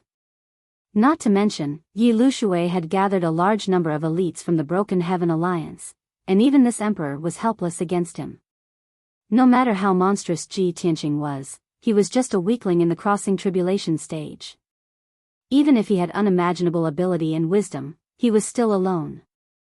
Granny Long sending him here at this time is simply causing trouble for this emperor. Divine Emperor Long Yun's tone was a bit angry. He was clearly very worried. Su Chen hurriedly comforted him, "Father, don't worry about this. Go and deal with your affairs. I'll keep an eye on Ji Tianqing and won't let him cause trouble." That's good." Divine Emperor Long Yun nodded in satisfaction. He said emotionally, "So what if Ji Tianqing is the #1 genius of the continent? He's still an arrogant and reckless brat. Sooner or later, he'll land himself in a desperate situation or even die young. My son is still the most worry-free. He knows when to advance and when to retreat. He's calm and collected. Only like this can he take on great responsibilities." Su Chen was already used to Divine Emperor Long Yun's praise. He wasn't proud and only listened silently. A moment later, Divine Emperor Long Yun collected his thoughts and left with the golden armored guards. After Divine Emperor Long Yun left, Su Chen returned to the courtyard. He entered the living room and saw Ji Tianqing sitting on a chair with an indifferent expression, slowly sipping a cup of spirit tea. He smiled and greeted him. "Young Master Ji, I've cultivated on Luotian Mountain for more than 20 years. I'm very familiar with every inch of the mountain. Now that young Master Ji has rushed over from Luotian Mountain, I feel very close to you. I haven't gone back for more than 10 years. Can young Master Ji tell me if there are any changes on Luotian Mountain? Divine Emissary Li and Divine Emissary Lu, how are their bodies now?" Su Chen smiled. His tone and eyes were very sincere. It was obvious that he wanted to get closer to Ji Tianqing. That was why he took the initiative to talk. However, Ji Tianqing's reaction was a bit cold. He slowly put down the teacup and slowly turned to look at him. He asked expressionlessly, "Your father has already left. Do you still plan to stay here?" Su Chen's body froze and he felt a bit awkward. However, he immediately returned to normal and said with a smile, "Young Master Ji must be joking. You're a guest from afar. As the host, I naturally have to treat you well. Father is busy with government affairs and has no time to accompany you. Please forgive him." Su Chen's attitude was very humble. There wasn't any anger in his words. As the saying goes, one doesn't slap a smiling face. Ji Tianqing couldn't pursue the matter any further and could only drop it for now. "Since that's the case, then I'll have to ask young Master Su to accompany me on a tour of Setting Sun City so that I can quickly familiarize myself with the situation." "It would be my honor." Su Chen cupped his hands and happily agreed. Then, the two of them left Pine Courtyard together. They rode 2 snow-white Pegasi and strolled around Setting Sun City. As they strolled, Su Chen enthusiastically chatted with Ji Tianqing. He introduced him to the various streets, palaces, and buildings in the city. On the surface, the two of them really looked like they were on a scenic tour, enjoying the scenery. When the two of them finished strolling around the city, night had already fallen. Su Chen sent Ji Tianqing back to Pine Courtyard and stayed in the palace next door. Chapter 1825. Under the curtain of night, Sunset City was quiet and peaceful. Only the Changyun Palace was lit all night, with flickering figures going in and out. It was still busy. In the Pine Courtyard, Ji Tianqing sat upright in his room, meditating and adjusting his breath. In fact, he wasn't cultivating. He was secretly releasing his divine sense to quietly investigate the situation in the Changyun Palace. Although Su Chen had taken him around the palace during the day, he could only see some palace buildings on the surface. The real secret places were very hidden. He could only use his divine sense to investigate and distinguish, hoping to find some clues. In order not to be discovered, he didn't dare to release his divine sense at full strength. He could only explore the situation in the palace bit by bit and eavesdrop on the movements everywhere in the palace. Throughout the night, he eavesdropped on the conversations and exchanges of thousands of people. However, those thousands of people were all soldiers and guards. The content of their conversations was also insignificant. Even if Ji Tianqing filtered and analyzed it, it was difficult to summarize any useful clues and information. Not long after, the sky brightened. The next morning, Su Chen came to the pine courtyard to visit Ji Tianqing again. This time, he didn't take Ji Tianqing out to play. Instead, he brought 2 sets of top-grade spirit tea for Ji Tianqing to taste. The two sat under the 1,000-year-old pine in the courtyard, brewed the top-grade spirit tea, and set up a game of Go. They chatted while drinking tea. Ji Tianqing knew very well that Su Chen accompanying him was fake and monitoring him. On the surface, he was dealing with Su Chen, chatting casually and playing Go absent-mindedly. Secretly, he released his divine sense to investigate the movements in the Changyun Palace, paying special attention to the scouts and messengers. This method was indeed effective. In just 4 hours, he found a lot of useful information. Su Chen was very smart. He could see that Ji Tianqing was absent-minded and guessed that he was secretly investigating the situation. Therefore, as he placed a piece, he said with a smile, "When I was cultivating in Luotian Mountain, I was young and often couldn't cultivate in peace. Later, Divine Emissary Willow taught me how to play Go. Only by playing Go can one fully concentrate and have a clear mind. I'm ashamed to say this, but during the 20+ years I've been cultivating in the Luotian Mountain, other than cultivating, I've spent all my time playing chess. So much so that no one in the entire Luotian Mountain is my match. Even Divine Envoy Willow, who taught me chess, no longer wants to play chess with me." Ji Tianqing said casually, "Well, I can see that young Master Su's chess skills are exquisite. It is indeed difficult to find a match." Su Chen smiled and probed, "When young Master Ji was cultivating in the Luotian Mountain, didn't you play chess with the other god disciples?" "I don't have the time, and I'm not interested," Ji Tianqing said indifferently. Su Chen revealed a look of surprise and said, "This shouldn't be. I see that young Master Ji has an extraordinary manner of speaking and has an elegant temperament. I presume that you come from a noble family and should have been able to play chess since you were young. Just now, the two of us played 6 rounds, and young Master Ji lost 6 rounds in a row. I'm afraid you didn't put in any effort, did you?" Hearing this, Ji Tianqing slowly put down the chess piece in his hand and said in a low voice, "Are you trying to anger me and force me to focus on playing chess with you? I wouldn't dare." Su Chen hurriedly waved his hands. How could he dare to admit it? Ji Tianqing was not angry. He looked at him calmly and said, "Your father doesn't want me to interfere with the matter of the god's mine, so he asked you to keep an eye on me, right?" No, young Master Ji misunderstood." Su Chen still shook his head without changing his expression and flatly denied it. Ji Tianqing continued, "I'm going to the border now to check on the arrangement of the armies of the 2 countries. You definitely won't agree, right?" Su Chen nodded and said, "That's true. You can just stay here and play chess with me. Why do you have to take the risk of going to the border?" Ji Tianqing's lips curled into a playful smile and asked, "Just now, you said that you've been playing chess in the Luotian Mountain for more than 20 years and no one can defeat you. If that's the case, do you dare to make a bet with me? If you lose, you won't come to the pine courtyard to keep an eye on me. How about it?" Su Chen refused without hesitation and said, "Young Master Ji is too kind. You're a guest, how could I dare to make a bet with you?" Ji Tianqing chuckled and said, "You don't dare or you don't care. My chess skills are so bad, what are you afraid of? How about this, if I still lose, I won't interfere with the god's mine anymore.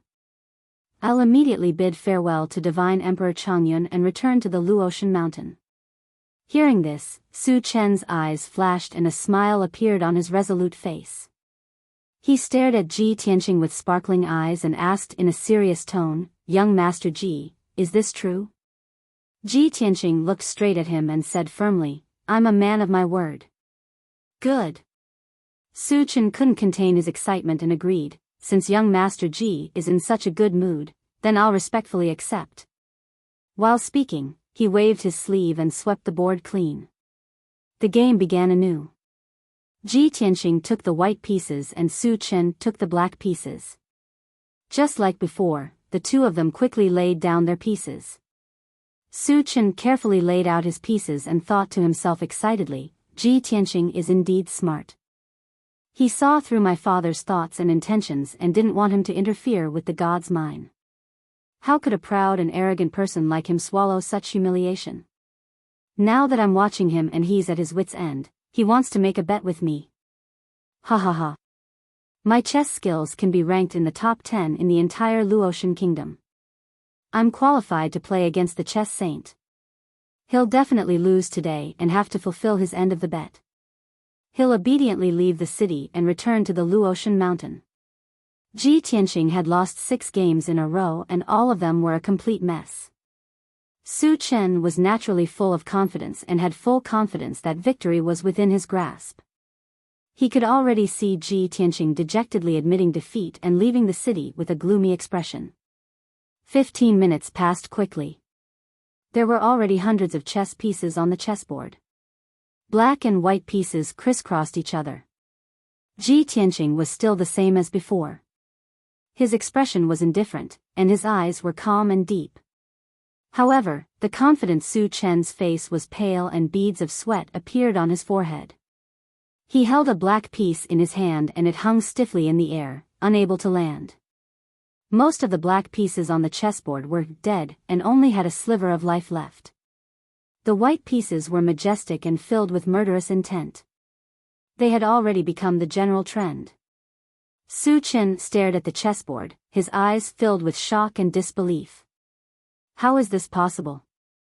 Ji Tianqing isn't proficient in chess at all. How did he suddenly become so powerful? An inescapable net, killer moves everywhere. Only a sliver of life is left, but it's also a trap.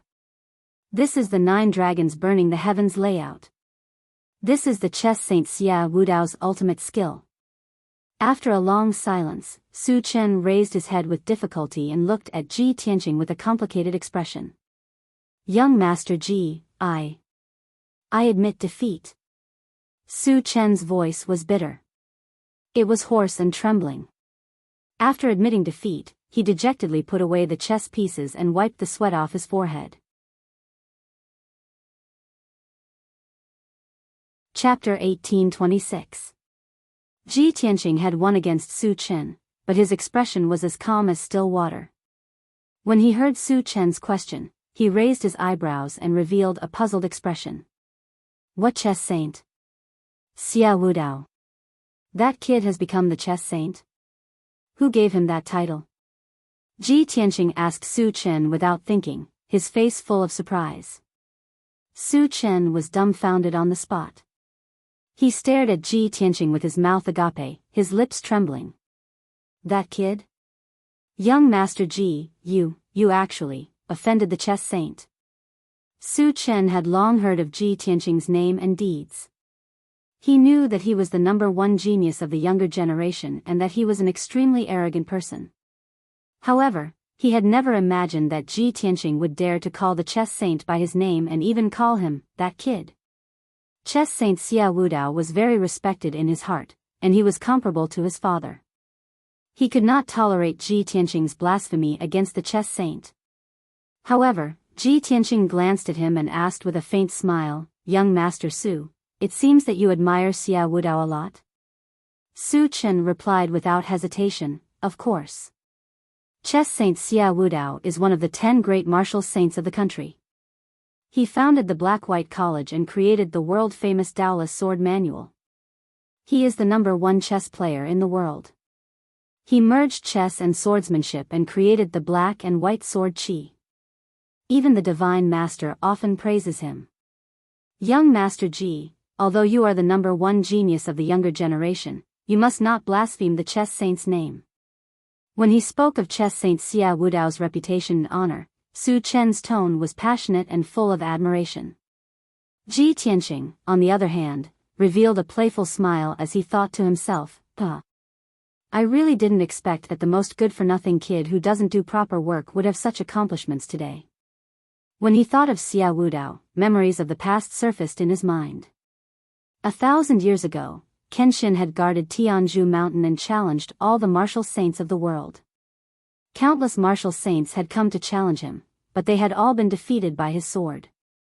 In just a few short years, his name had spread throughout the entire Shenwu continent, and countless martial artists worshipped him. Almost every day, countless young martial artists would travel thousands of miles to the Pillar of Heaven's mountains to seek guidance from their masters. Although there were more than 200 disciples in the Pillar of Heaven's mountains. However, there were only a few people that Ji Tianqing could still remember.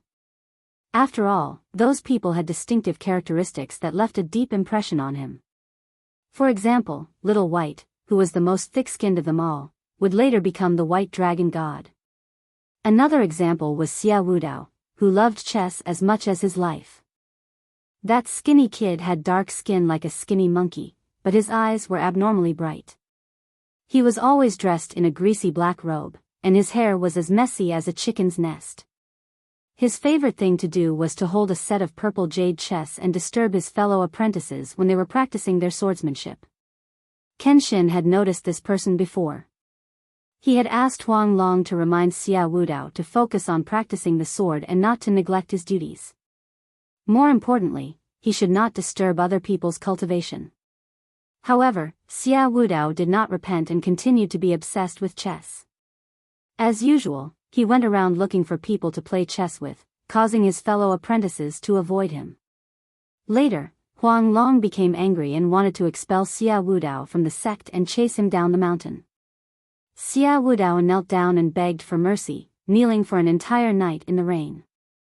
Huang Long reported this matter to Kenshin, and Kenshin was especially kind and personally summoned Xia Wudao. In a secret room, Xia Wudao explained the cause of the matter. It turned out that his father was a chess master who had taught him chess since he was a child and insisted that the art of chess could reach the heavens. When the Xia family had been attacked by a powerful enemy and was completely wiped out, Xia Wudao's father had given him an ancient chess manual and a purple jade chessboard before his death. Because of this, Xia Wudao had inherited his father's unfulfilled wish and decided to train hard in chess in hopes of reaching the heavens. In order to avoid being hunted down by his enemies and to take revenge, he had traveled thousands of miles to the Pillar of Heaven's mountains. After learning about Xia Wudao's experience, Kenshin had decided to teach him. Kenshin took the ancient chess manual and studied it for 9 days and 9 nights, understanding all the mysteries within. Then, he passed on the contents of the chess manual to Xia Wudao, correcting and perfecting it, and also taught him the mysteries of swordsmanship. Xia Wudao was enlightened and went into seclusion to train hard, thanking Kenshin profusely. As for what happened after that, Kenshin left before Xia Wudao could complete his training. The memories ended there. Ji Tianqing came back to his senses and saw Su Chen staring straight at him. Young Master Ji, I hope you can sincerely apologize to the chess saint for your inappropriate words and actions just now. Su Chen stared at him with a solemn expression and said in a serious tone. Ji Tianqing smiled and said in a playful tone, even if I apologize, would Xia Wudao dare to accept it? Su Chen was stunned for a moment and his expression became even stranger. There was a faint anger in his heart. He wanted to say something, but Ji Tianqing waved his hand and said seriously, Su Chen, you've lost, so you have to leave Pine Courtyard. Don't follow me anymore. Su Chen's expression was a little ugly. He pursed his lips but could not refute. He was shocked and regretful. He hated himself for making a bet with Ji Tianqing and falling into his trap. After a moment of silence, he cupped his hands and said, Young Master Ji, don't worry. I'm not someone who goes back on my words. I'll fulfill the bet now. After saying that, Su Chen sighed silently and turned to leave unwillingly. After leaving Pine Courtyard, Su Chen hurried to the depths of Changyun Palace and entered a secret chamber in the palace. In the secret chamber, bright lights were lit all around. A wide white jade table was placed in the middle. There was a large topographic map on the table and many memorials and documents were piled up. The golden-robed Holy Emperor Changyun was standing beside the table. He stared at the map with a serious expression and frowned in deep thought. Su Chen came to the table and bowed respectfully. Son greets father.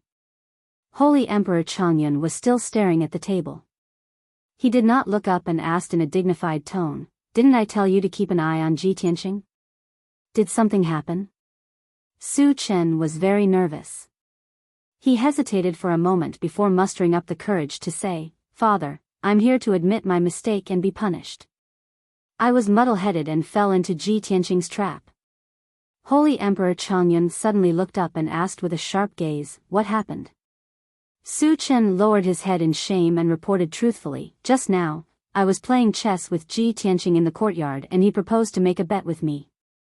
After hearing the story, Holy Emperor Changyun's expression changed. He frowned and scolded in a deep voice, "Muddle-headed. Son, how could you be so stupid? I've already warned you. Although Ji Tianqing is arrogant, he's still the #1 prodigy. His strength and tricks are extraordinary. You were too confident in your chess skills. That's why you agreed to his bet. In the end, you fell into his trap and were played by him." Chapter 1827. Holy Emperor Changyun knew his son very well. He knew Su Chen's strengths and weaknesses. He was calm and steady and could achieve great things, but he was too conceited in chess. Therefore, he was very angry, but he didn't scold Su Chen.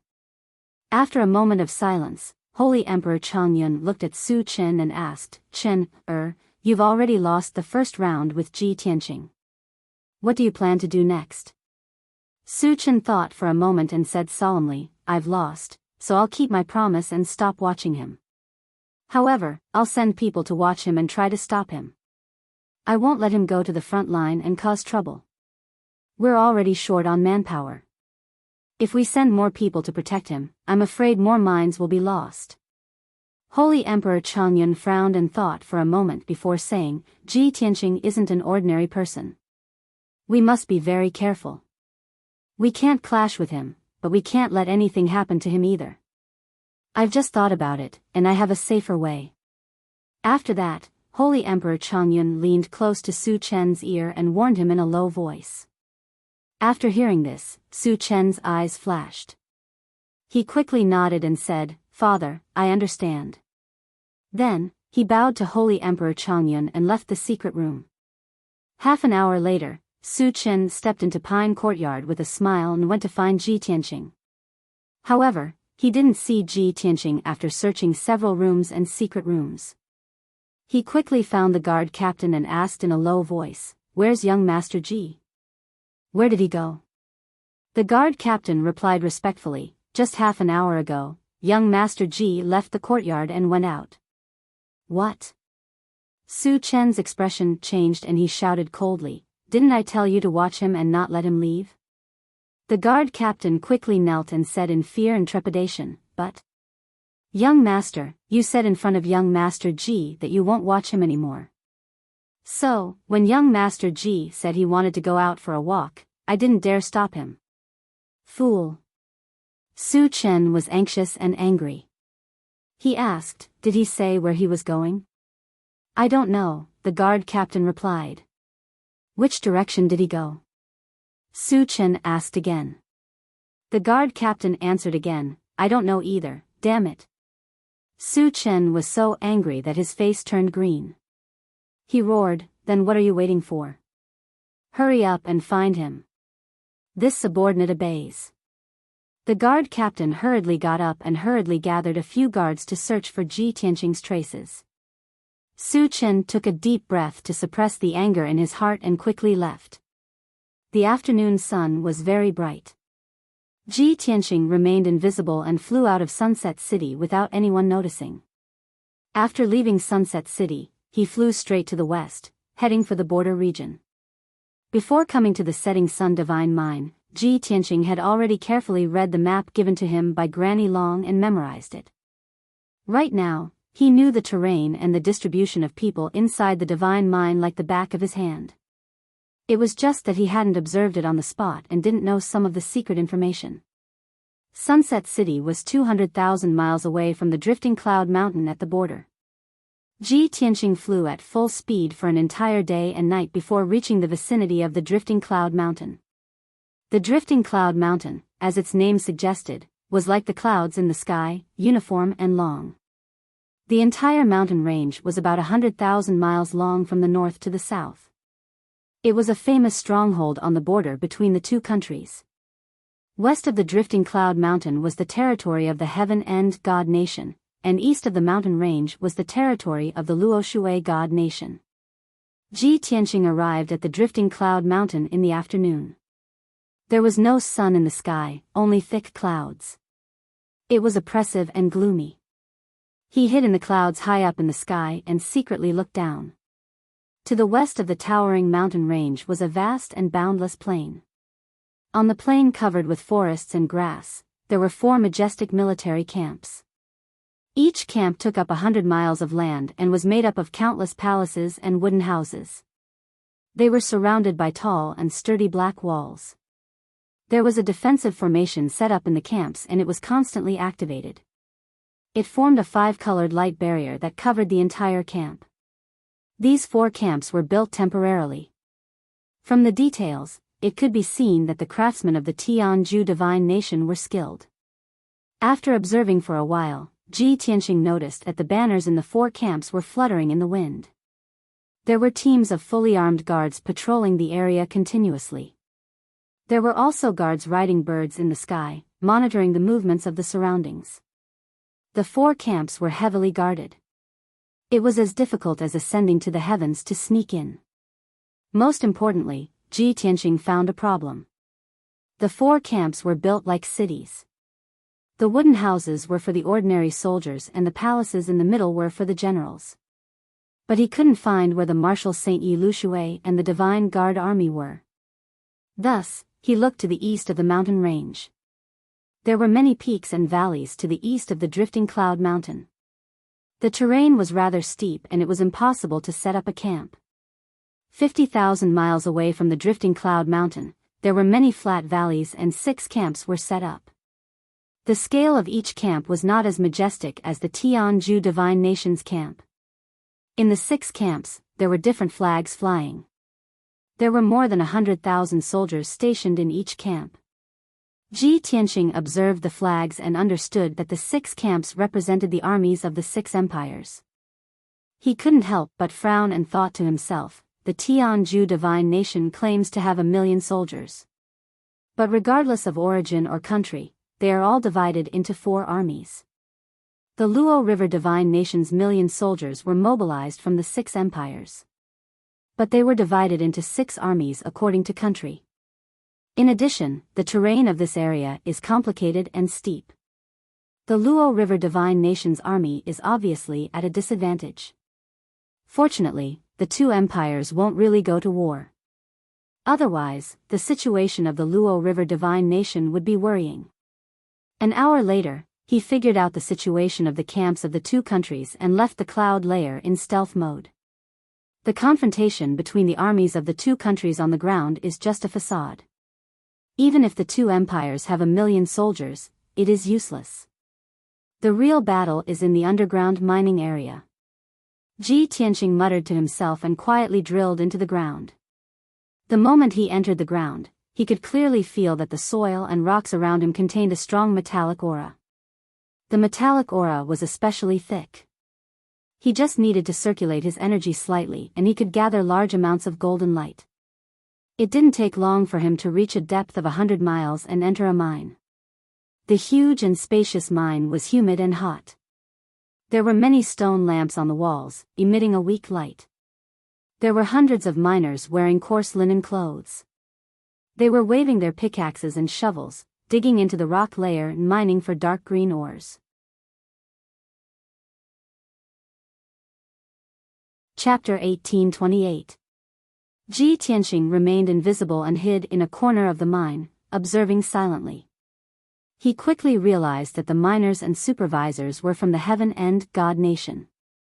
Obviously, this mining area had been occupied by the people of Heaven End Divine Nation, and they were frantically mining day and night.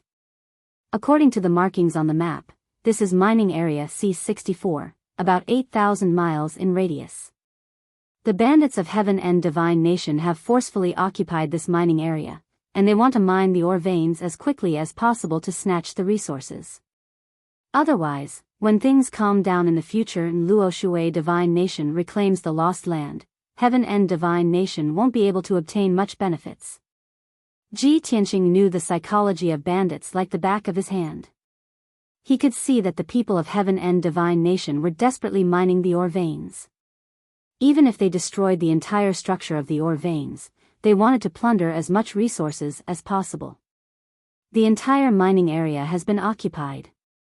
There are at least tens of thousands of miners and thousands of supervisors, and there are also powerhouses overseeing it.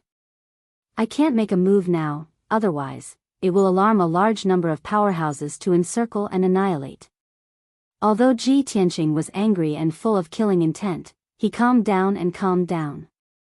However, he calmly thought about it and decided to bide his time and continue to observe. Maintaining his stealth state, he used the earth-burrowing secret technique to silently travel through the ground. In just an hour, he had scouted the entire mining area. The situation was as he expected. In more than 50 mines, there were tens of thousands of miners desperately mining. There were thousands of Essence Soul Realm supervisors and a few Tribulation Realm powerhouses overseeing it. Once they started fighting, it would definitely be earth-shattering. Ji Tianqing had to leave the mining area and continue to shuttle east. Next, he explored more than 20 mining areas in a row for the whole day. These mining areas were all occupied by Heaven End Divine Nation, and the situation was more or less the same. A large number of miners were frantically mining. All kinds of spirit stones, metal ores, and rare gems were mined by the miners and handed over to the supervisors. The supervisors then handed over the ore resources to the commander guarding the mining area. The commander of each mining area was a Tribulation Realm powerhouse, and there were 3 to 5 Tribulation Realm powerhouses under his command. In the hands of these commanders, a large number of ore resources were regularly handed over to Heaven End Divine Nation's camp. After Ji Tianqing investigated this situation, he really wanted to assassinate the leaders of the various mining areas and snatch the ore resources. However, after some consideration, he temporarily suppressed this idea. After all, these mining areas were all occupied by the Heaven Absolute Divine Nation. He couldn't save them alone. Even if he assassinated the mine commanders, the amount of ore he could get back was limited. He would also expose his whereabouts and be surrounded by many experts. The 80-plus mining areas near Drifting Cloud Mountain have all been occupied by the Heaven Extinction Divine Nation. I can't save them for now. Now, I can only rush to the mining areas that are still being fought over. After making up his mind, Ji Tianqing continued to head east. That night, he entered mine D36 and hid in the dark to observe the situation. The mine was very quiet, and only the soldiers of the Luo Shui Divine Nation were guarding it. The miners had long since left. Without a doubt, this mining area was currently being fought over. It was one of the targets of the Heaven Absolute Divine Nation. Ji Tianqing scouted the mining area and discovered 4 Tribulation Transcendence Realm experts, more than 100 Essence Soul Realm experts, and more than 2,000 ordinary soldiers. Everyone was on high alert, constantly monitoring the movements around them. Many soldiers and experts had expressions of fear and uneasiness. Their nerves were also in a tense state. Ji Tianqing hid in the dark and eavesdropped on the conversations of many soldiers. The night before, mine D34 was attacked by the people of the Heaven Absolute Divine Nation. More than half of them died. I heard that the mining area has already been lost. I also heard that there were not many people who attacked. There were only 20 or so people, but they were all Tribulation Transcendence Realm experts. One of my brothers escaped from mine D34. He personally told me that those people died horrible deaths. Their fates were extremely miserable, mine D34 is right next to us. I'm afraid it will be attacked tonight. Everyone, good luck. How can we resist the experts of the Heaven Absolute Divine Nation with just this few people? If a fight really breaks out later, everyone should just run for their lives. Sigh. Why can't Lord Saint Emperor send more experts to guard the mining area? We are just cannon fodder sent to our deaths. Ji Tianqing could hear that the emotions of the soldiers were filled with anxiety. This was very dangerous.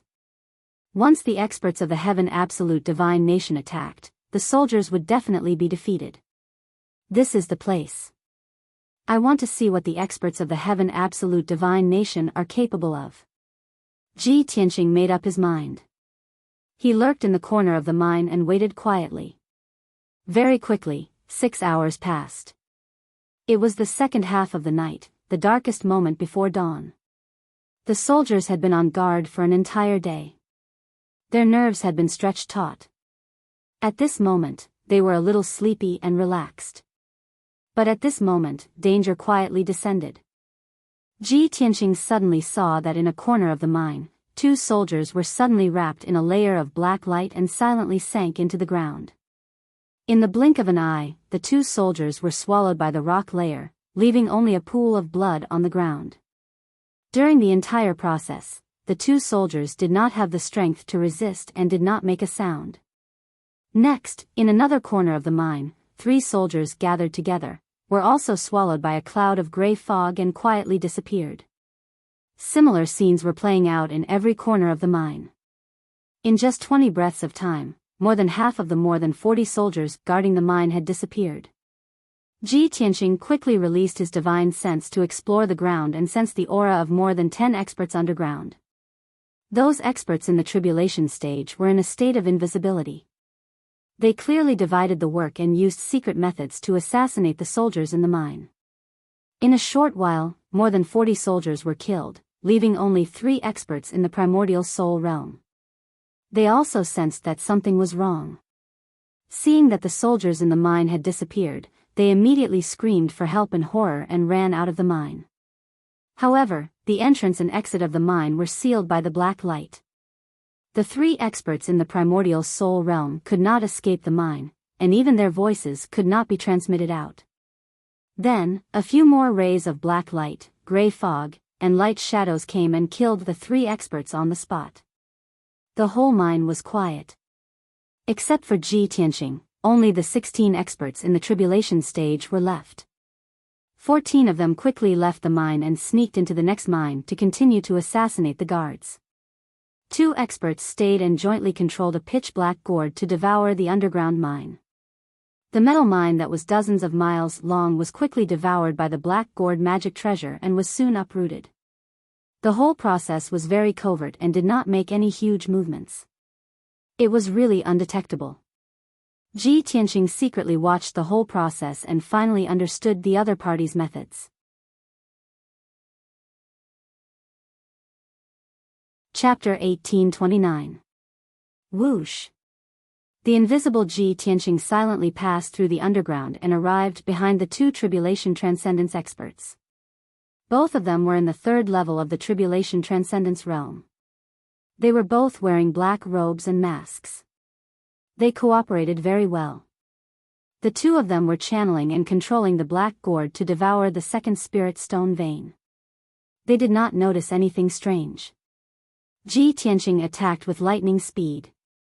He formed a sword with his hands and stabbed at the back of the 2 experts' heads. Whoosh whoosh. 2 extremely sharp golden sword lights instantly pierced through the back of the 2 experts' heads, piercing their minds and souls.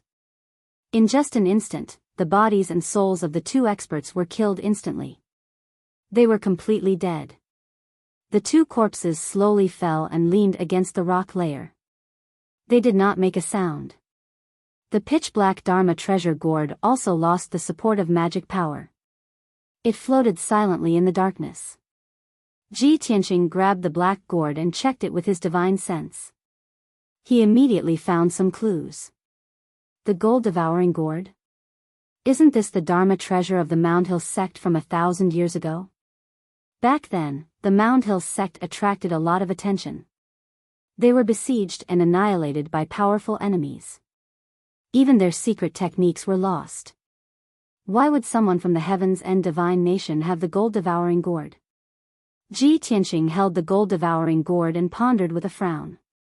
Then, he rummaged through the two corpses, trying to find some identification or emblem. Unfortunately, the two corpses did not wear any badges. There were no badges on their clothes or masks. Ji Tianqing took off their interspatial rings and searched for a while. Not only did he find many cultivation resources and Dharma treasures, but he also found two badges. The two badges were shaped like swords. They were completely golden. Mysterious patterns were carved on the front and the words, Heaven Breaking, were carved on the back. They really are from the Heaven Breaking Alliance. The Heaven Breaking Alliance accepts martial artists from all over the world regardless of race or nationality. Maybe they took in the descendants of the Mound Hill sect. Ji Tianqing guessed in his heart. Only then could he explain the origin of the gold-devouring gourd. Whoosh! He waved his hand and shot out two balls of golden fire. They quickly burned the two corpses to ashes. Then, he put the gold-devouring gourd into his spatial ring and silently rushed to the mine next door. When he passed through the thick rock layer and arrived at the mine next door, a silent massacre was taking place. More than 40 guards in the mine were silently killed by the black light, gray fog, and magic shadows that emerged from the ground. Ji Tianqing was already clear about the other party's methods, so he no longer stood by and watched. He directly made his move. He wielded the Sword of Burial of Heaven, opened the Sword World, and released Ji Bai Shohei. All the men in black are elites of the Heaven-Shattering Alliance, kill them all. Ji Tianqing ordered coldly. Ji Bai and Shohei did not doubt his orders, nor did they hesitate. They immediately drilled into the rock stratum and launched a sneak attack. Ji Tianqing also wielded the Sword of Burial of Heaven, appearing and disappearing unpredictably underground, assassinating one Broken Heaven Alliance elite after another. Swish! Swish! Swish! His figure constantly flickered. Every time the Sword of Burial of Heaven stabbed out, it would take the life of a Broken Heaven Alliance elite. In just 10 breaths, Ji Tianqing had consecutively assassinated 4 elite experts. They were all killed with a single strike. Even their bodies and souls were instantly pierced through by the Sword of Burial of Heaven. Ji Bai and Shohei were also natural assassins. They were best at concealment and assassination. Their saber and sword techniques were unparalleled. The two of them cooperated well. They had never failed to assassinate Broken Heaven Alliance elites. In just 20 breaths, 13 of the 14 elite experts in the mine had been assassinated. Among them, Ji Tianqing killed 7. Ji Bai and Shohei killed 5. The last remaining elite expert was scared out of his wits when he realized that all his companions had been killed. He desperately ran back. However, no matter how fast he ran, he was not faster than the Sword of Burial of Heaven. Swish! A cold light flashed. The Sword of Burial of Heaven pierced through layers of rocks and/or veins, accurately stabbing into the back of his head. Blood splattered. The cold light was dazzling. The last elite expert was also killed in an instant. His physical body and divine soul turned into an ice-cold corpse. The Sword of Burial of Heaven flew back into Ji Tianqing's hand and became cold and silent again. Ji Tianqing ordered Ji Bai and Shohei, search the spatial rings of each corpse. Leave them to me. Also, destroy the corpses. Ji Bai and Shohei cupped their fists and immediately spread out to search for the spatial rings and destroy the 14 corpses. Not long after, the two of them handed the 14 spatial rings to Ji Tianqing. Ji Tianqing opened the spatial rings one by one and took the pills and spirit stones inside for himself. He also found 14 golden sword tokens. In addition, he also found 7 pitch-black mysterious gold-devouring gourds. This discovery made him frown fiercely. He realized that something was wrong. 7 gold-devouring gourds? Including the one from before, there are 8 in total. 1 for every 2 people. Damn it. How could the people of the Broken Heaven Alliance have so many gold-devouring gourds? Could it be that the Broken Heaven Alliance has mastered the secret refining method of the gold-devouring gourds and can mass-produce them? If that's the case, then we're in big trouble. Ji Tianqing was very clear that one gold-devouring gourd could devour dozens of mineral veins. If the experts of the Broken Heaven Alliance were equipped with gold-devouring gourds, they could plunder thousands or even tens of thousands of mineral veins in one night. Such a terrifying plundering speed was simply shocking. No wonder more than 80 mining areas of the Sunset Divine Mine were lost in just a short month. The people of the Heavens and Divine Nation had long planned this. Ji Tianqing put away the gold-devouring gourds and golden sword tokens and rushed to the next mine with a gloomy face. At the same time, the dozen or so guards who were lucky enough to survive in this mine all ran out of the mine in panic. Everyone screamed for help. Some people even sent out signal arrows and communication jade slips. The news quickly spread to the surrounding mines. But no one responded to these survivors, and no experts came to rescue them. It was because the various mines in this mining area were attacked by black-clothed experts, and thousands of people had already died. The various mines fell into chaos. The guards and Essence Soul experts were trying their best to encircle those black-clothed experts. Unfortunately, the difference in strength between the two sides was too great. The black-clothed experts were all elites of the Broken Heaven Alliance. Not only did they come prepared, they also had a large number of secret techniques and treasures. It was very difficult for ordinary guards and Essence Soul experts to injure those experts. Instead, they were quickly slaughtered, and the number of people decreased sharply. The few Tribulation Transcendence experts guarding the mining area were also besieged by many black-clothed experts. They were either killed on the spot or escaped with serious injuries. The entire mining area fell into chaos, and the guards were utterly defeated. Ji Tianqing also did not expect that the Heavens and Divine Nation would actually send out so many elites of the Broken Heaven Alliance at once. The number of people exceeded 100. The situation was so critical. He, Ji Bai, and Shohei did not hold back anymore. They went all out to assassinate those elite experts. This hidden battle lasted for a full 6 hours before it ended. Ji Tianqing was unscathed, and Ji Bai and Shohei were lightly injured. But they killed 99 elites of the Broken Heaven Alliance and seized more than 200 mineral veins.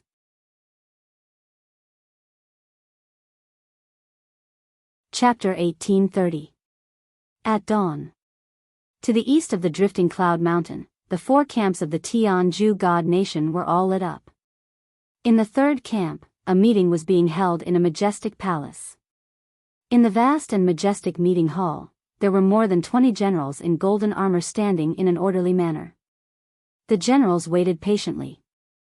Occasionally, there would be people secretly communicating, but they would all lower their voices and keep quiet. In the north of the hall, there was a high platform made of white jade. On the high platform, there was a magnificent throne. On it sat a middle-aged man in a purple robe with white hair and beard. This man was thin and tall. His face was sickly white, but he was exceptionally handsome. Although his hair, beard, and eyebrows were all white, his face did not look old. He was like a handsome man in his 40s. The most obvious feature was the purple mark on his forehead. It was a lifelike small sword, flickering with a faint purple light. Occasionally, there would be flashes of lightning. This man was the commander of the million-strong army, the commander of the Tianju God Nation's immortal guards, and Martial God Tianju's most trusted general, Marshal Saint Yi Lushui. He was leaning on the wide throne with his eyes closed. He did not move at all, nor did he breathe. He was like a stone statue. Suddenly, footsteps came from outside the hall. A black-armored lieutenant rushed into the hall in a hurry. He knelt on the ground and reporting to the Saint Emperor, "There's news from District D." The hall instantly quieted down. Over 20 golden-armored generals turned to look at the commanding officer in unison. Marshal Saint Yi Lushui also slowly opened his eyes. In his deep black eyes, there was a flash of purple lightning. Speak. He opened his thin lips slightly and uttered a low and cold word. The messenger officer hurriedly reporting to the Holy Emperor, there are sounds of fighting coming from the 36th district. The Black Spirit Guards have already made their move and exposed their whereabouts. They are fighting with the guards. Yi Lushui nodded slightly and said indifferently, leave.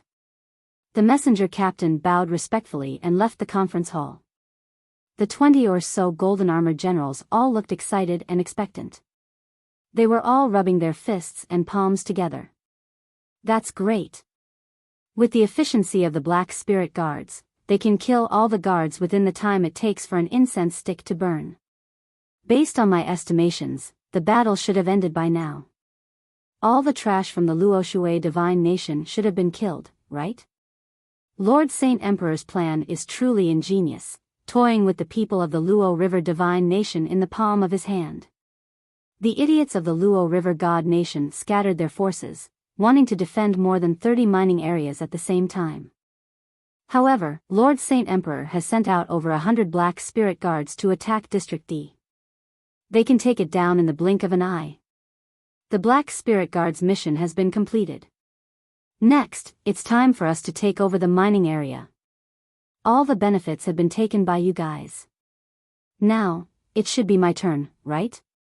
Lord Saint Emperor, please send this general to District D to clean up the mess and occupy the mining area. Lord Saint Emperor, this general is also willing to go. All the generals were discussing among themselves. A few of them volunteered themselves and couldn't wait to occupy the mining area. Yi Liushui's eyes swept across the hall. Wherever he looked, no one dared to look him in the eyes. They all lowered their heads respectfully. In the blink of an eye, all the generals shut their mouths and the hall quieted down. Yi Lushui then said expressionlessly, we have already crossed the drifting cloud mountain and are 100,000 miles into the Luoshui divine nation. The deeper we go into the Sunset Divine Mine and the more mining areas we occupy, the more dangerous our situation will be. At this juncture, we can't let our guard down. Wait. Continue to wait for news. His deep and cold voice contained a soul-stirring power. It was as if a mountain was pressing down on them.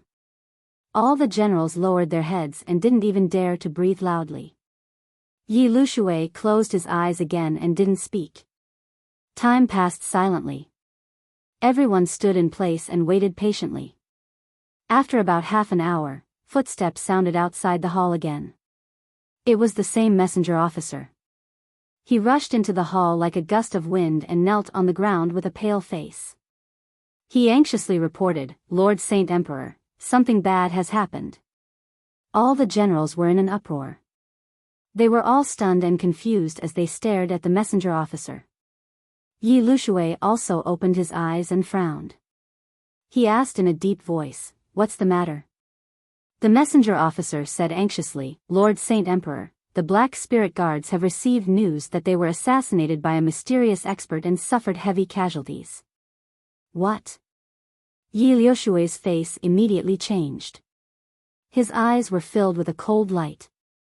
The faces of all the generals turned pale with fright, and they began to clamor on the spot. The Black Spirit Guards were attacked by an expert and suffered heavy casualties. There are more than 110 Black Spirit Guards and they are all experts in the tribulation stage. How could they suffer heavy casualties? Didn't the people of the Luoshui divine nation scatter their forces to protect the mining areas? How did they know that the Black Spirit Guards were going to attack District D? This is impossible. There must be a problem with the news. No one believed this news and couldn't accept this result. Yi Liushui's face was as cold as ice and his eyes were as sharp as knives. He ordered in a deep voice, leave and confirm the news. The messenger officer bowed and was about to leave the hall. At this moment, another black figure rushed into the hall and knelt on the ground in panic. He shouted hoarsely, Lord Saint Emperor. The Black Spirit Guards suffered heavy casualties and only 13 of them managed to escape. This black figure was also a messenger officer. The terrified and panicked voice was like a thunderclap exploding in the main hall, shocking everyone on the spot. All the generals were petrified. They were all dumbfounded and their faces were filled with horror.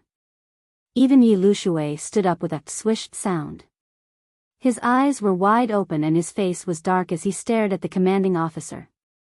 "You, say it again." The messenger officer who knelt on the ground was sweating profusely under Yi Lushui's invisible pressure. He was terrified. He was almost crawling on the ground.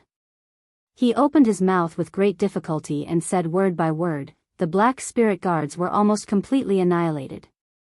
Only 13 of them managed to escape and they were all seriously injured."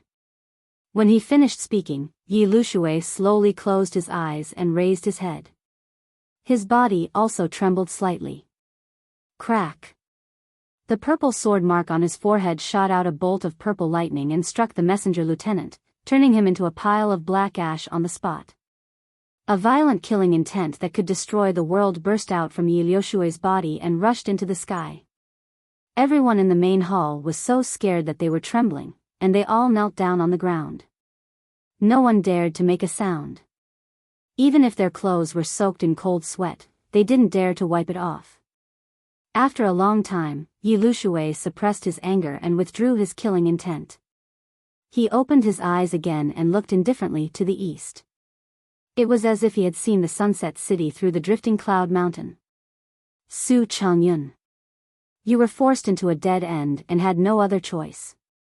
You ignored the agreement between the two countries and personally killed my Black Spirit Guards."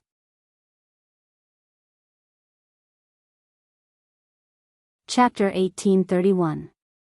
Yi Lushui's roar reverberated through the hall, causing everyone's hearts to tremble. Without a doubt, he placed this debt on Holy Emperor Long Luck. In his opinion, only Sage Emperor Changyun could kill over 100 crossing Calamity Realm martial artists in such a short period of time. Others did not know the true identity of the Black Spiritual Guards, but he was well aware of it. They were the elite martial artists of the Broken Sky Alliance. Many of the generals in the hall had the same thoughts as Yi Lushui. Everyone agreed that it was most likely Sage Emperor Changyun who had taken action to destroy the Black Spiritual Guards. Thus, the generals were filled with righteous indignation as they cursed out emotionally. Have the trash of the Luoshui Holy Kingdom finally been forced into a corner? Damn Su Changyun, he actually took action personally. The two countries have long agreed that martial artists above the martial sage realm are not allowed to participate in the war. This has been an unchanging rule for thousands of years. Now, the Luoshui Holy Kingdom has broken the rule. Sage Emperor, our country's army is going to march east and kill them all. We must make them pay with their blood. Su Changyun has taken action personally and killed over 100 Black Spiritual Guards. Although this loss is painful, it has also given us an excellent excuse to go to war. Ha ha ha ha. Su Changyun must have been forced into a corner. Has he become muddle-headed? The generals shouted out emotionally. They only wanted to cross the drifting cloud mountain and rush into the Luoshui Holy Kingdom's territory to start a massacre. Yi Lushui was still calm and would not act rashly. He waved his hand and calmed everyone down. He said in a low voice, "I am only speculating, do not have any conclusive evidence. Pass down the order, let the 13 surviving Black Spiritual Guards come and see me." Another messenger in the hall rushed out of the hall as if he had been pardoned and passed down the order. About half an hour later, he led 13 black-clothed experts in ragged clothes, who were covered in blood, to the conference hall. These black-clothed martial artists were the Black Spiritual Guards, the elite martial artists of the Broken Sky Alliance. They had just escaped from the 36 mines. Some of them were covered in wounds and blood was flowing out. Some of them were missing limbs and looked extremely miserable. Some of them only had half of their bodies left and their life auras were extremely weak. With such miserable injuries, all the generals could guess how intense the battle had been. Yi Lushui looked down at the 13 Black Spirit Guards and asked in a deep voice, "Who killed you? Is it Su Changyun?" The 13 Black Spirit Guards looked at each other. After being stunned for a moment, they reported the situation truthfully. Reporting to Lord Sage Emperor, it shouldn't be Su Changyun. He is a martial saint expert. It is impossible for him to personally take action. At that time, there were 3 people fighting with us. All of them had the strength of the tribulation stage. The leader was a white-robed young man. That white-robed youth uses a mysterious black sword and has mastered an extraordinary sword art. At that time, the mining area was in chaos. The defenders fought with us, but the ones who dealt the most damage were those 3. Hearing this, Yi Lushui frowned. What? Su Changyun didn't make a move? 3 people can kill over 100 black spirit guards? The expressions of the generals changed as well. They were all confused and shocked, unable to believe this fact. Over 100 tribulation stage experts were killed in such a short time. Other than a martial saint, who else can do it? Where did those 3 guys come from? How can they be so powerful? Have their strength reached the half-step to martial sage realm? The white-robed youth uses a mysterious black sword. We must investigate this person and eliminate him as soon as possible. Everyone was discussing and their expressions were filled with anger and worry. The sky was slightly bright. In the Changyun Palace of Sunset City, in the spacious and majestic meeting hall, Sage Emperor Changyun sat at the head of the table.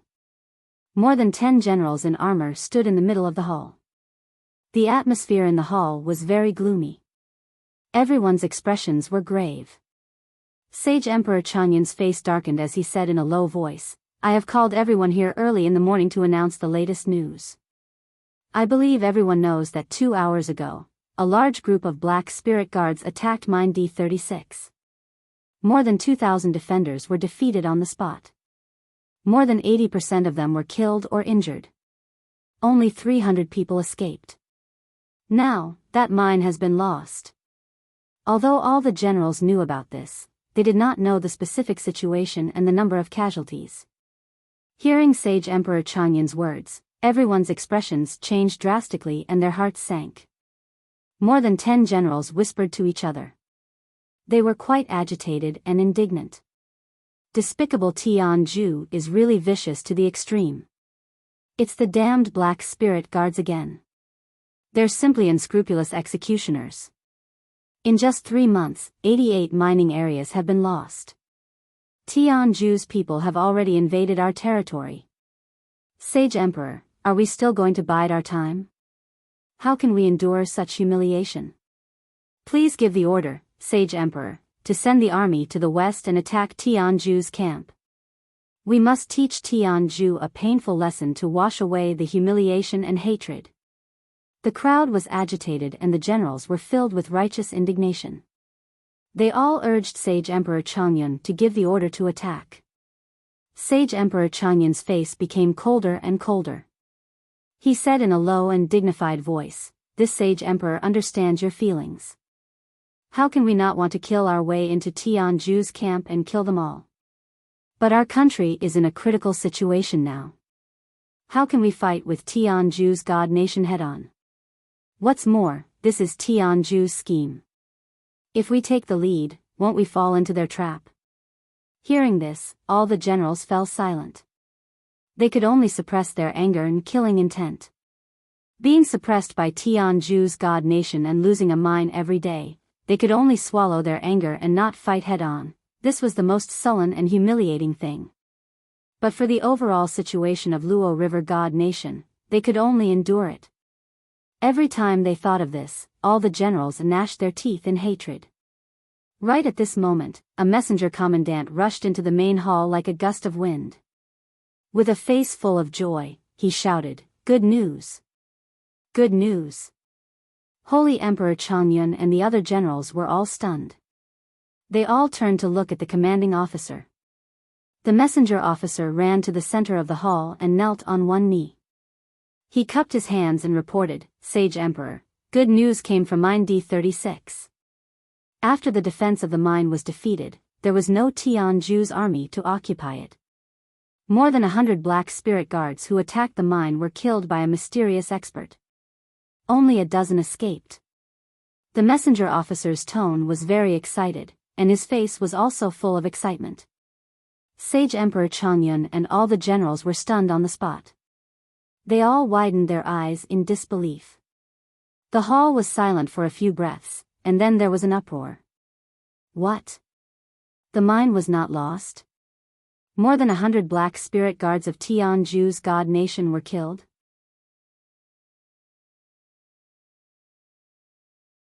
Chapter 1832. The originally quiet great meeting hall became a boiling cauldron of voices, bustling with noise. More than a dozen generals were shocked. They exclaimed in disbelief and discussed excitedly. No one could believe that things had taken a turn for the better. A mysterious expert had actually appeared out of nowhere and killed the notorious black-robed expert without leaving a single piece of armor behind. This was great news. Compared to the death of hundreds of black spirit guards, the defeat of the guards in the mining area was nothing. Holy Emperor Changyun was also excited. After thinking for a while, he murmured, "Where did this mysterious expert come from? How could he be so powerful? To be able to kill hundreds of black spirit guards in such a short time, only a martial sage can create such a miracle.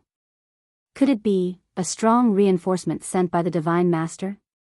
Thinking of this, he looked at the messenger and asked in a deep voice, "Do you know the identity of this mysterious expert?" The messenger shook his head and answered honestly, "I don't know.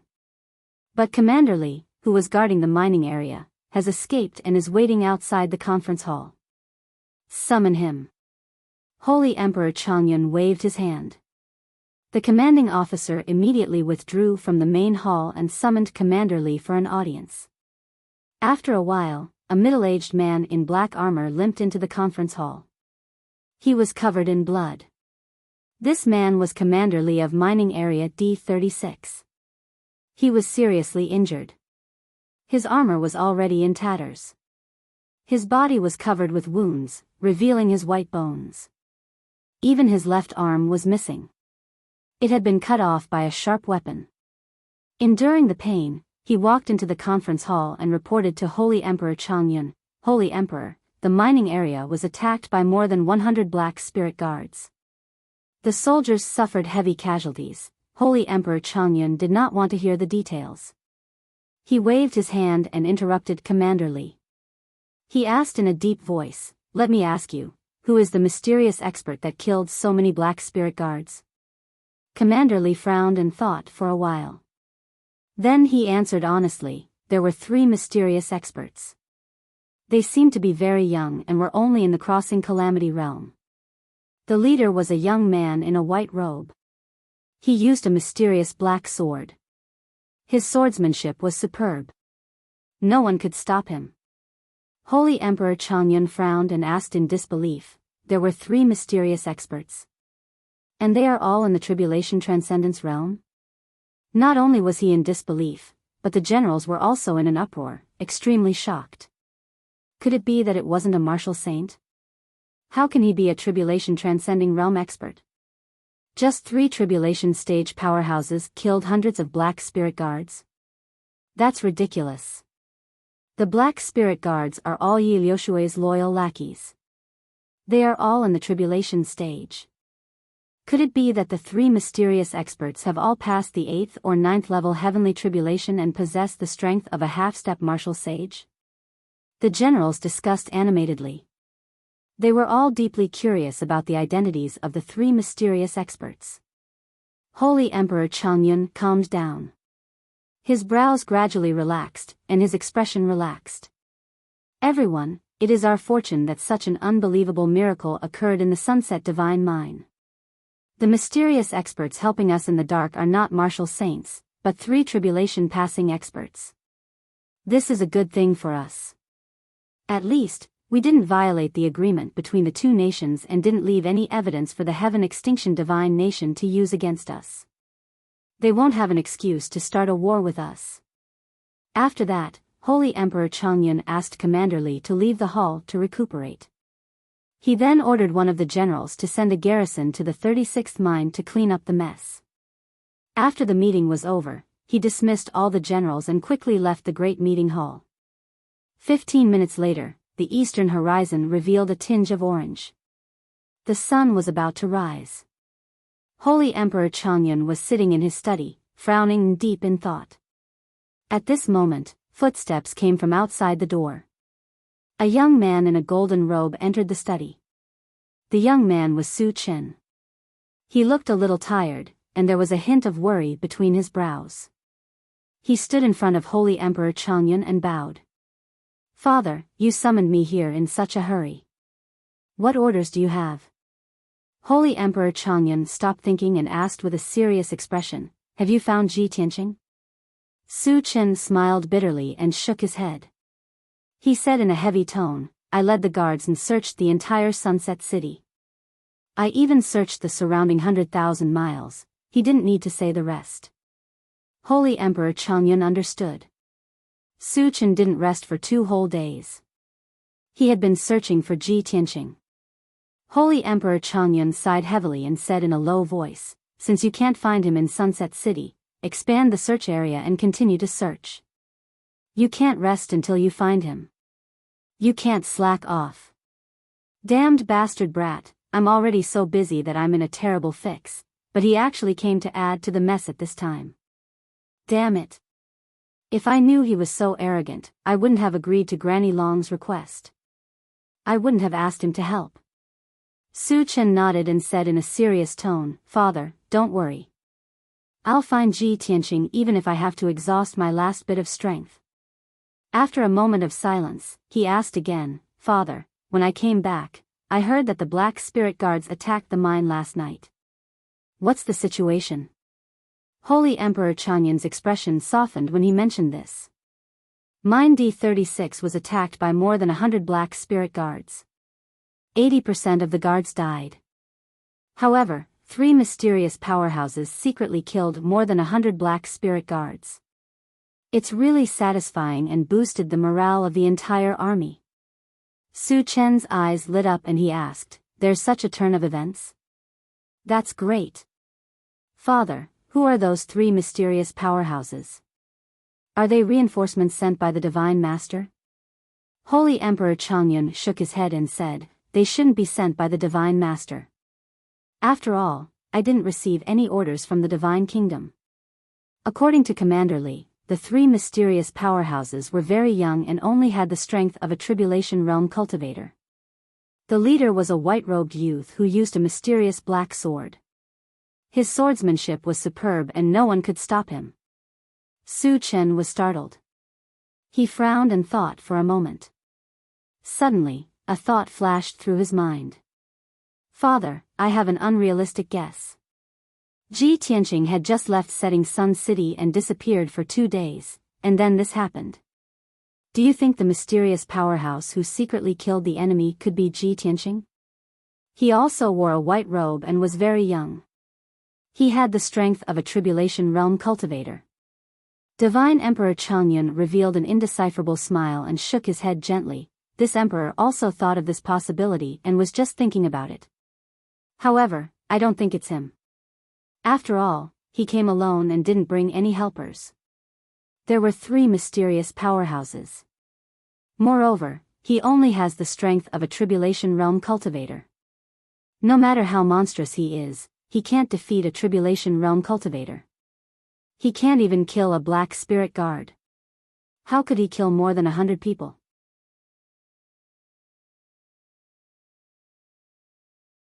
Chapter 1833. After over 100 Black Spirit Guards were killed, the Sunset Mine was peaceful for 2 days. Yi Lushui had indeed recruited a large number of elites from the Broken Sky Alliance and called them the Black Spirit Guards. However, there were only over 300 Black Spirit Guards. Over 100 Black Spirit Guards were killed in the battle at Mine 36. Yi Lushui could not bear such a heavy loss and had to put many of his plans on hold. However, after 2 days, Yi Lushui had a new plan. That night, the Black Spirit Guards started to move again. The plan was the same as before. The main theme was to kill and invade. Over 60 Black Spirit Guards would attack Mine B47 together and kill the guards in the mine quickly and use the gold-devouring gourd to plunder a large number of mines. After that, the generals of the Heaven and Divine Nation would lead an army of over 10,000 to occupy the mine.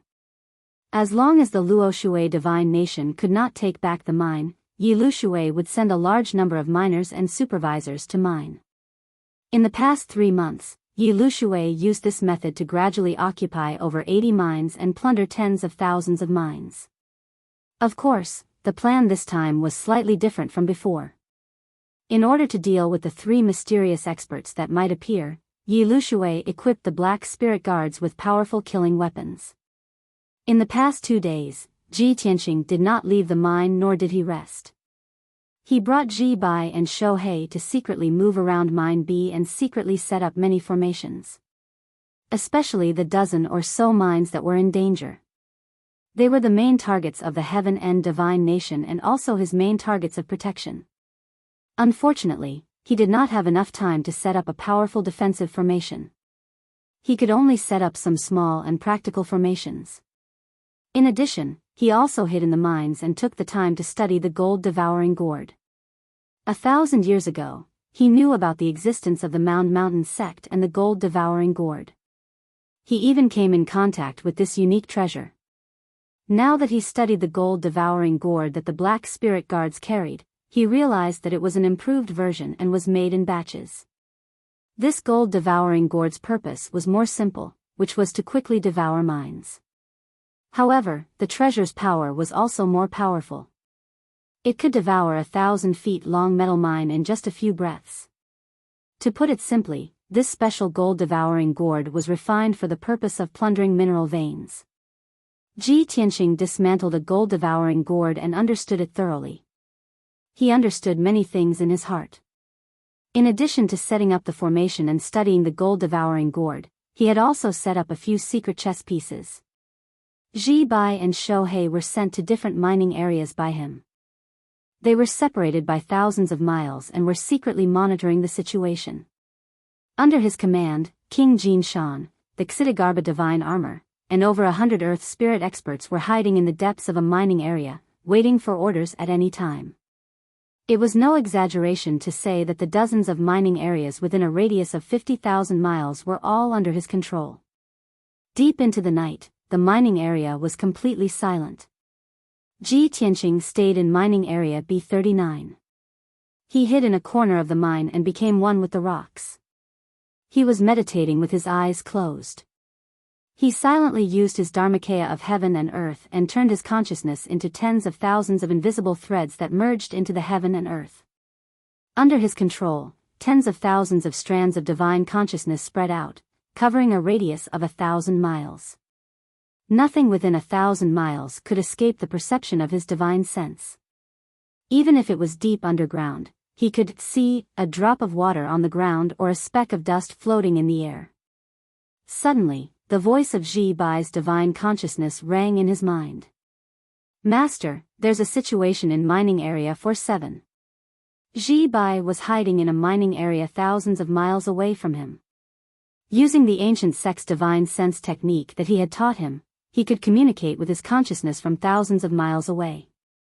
Ji Tianqing suddenly opened his eyes. A golden light flashed in his palm, and an exquisite pagoda appeared. The palm-sized pagoda released a dazzling white light that enveloped his body. Swoosh! With a flash of white light, he disappeared from where he was. In the next moment, he traveled through thousands of miles of space and appeared in mining area 47. In the past 2 days, he had set up the exquisite illusory formation in dozens of mining areas and connected it to the pagoda. In case of an emergency, he could use the pagoda to teleport to any of the mines. The Linglong Treasure Pagoda was a high-grade tribulation-level magical treasure. It was one of his recent spoils of war. Unfortunately, a certain black spirit guard had this magic treasure but did not know the use of the pagoda. He could only keep it as an antique. Ji Tianqing recognized this magic treasure and found the exquisite illusory formation in his memory. He combined it with the pagoda to perform such a miraculous method. When he appeared in the dimly lit mine, a silent massacre was taking place. Dozens of black spirit guards were hiding underground, quietly using assassination methods to kill the guards in the mine. Ji Tianqing did not hesitate to take out the Burial of Heaven sword and use the divinity concealment step to escape underground to start the massacre. Swoosh swoosh swoosh. Swoosh swoosh swoosh. He didn't use a powerful sword technique to avoid causing the heavens to collapse and the earth to shatter, destroying the entire mine. He used stealth and teleportation to assassinate the Black Spirit Guards one by one using the simplest and most effective method. In just a short period of time, dozens of Black Spirit Guards had died under his sword. There was only one Black Spirit Guard left. He was an expert in the 7th stage of the tribulation level and was very powerful. Moreover, this person had a deadly weapon, the God-killing and soul-seizing needle. It was a high-grade tribulation level magic treasure that was very insidious and could only be used once. Once the soul-seizing needle was used, it could lock onto the opponent's divine soul and pierce into it before detonating.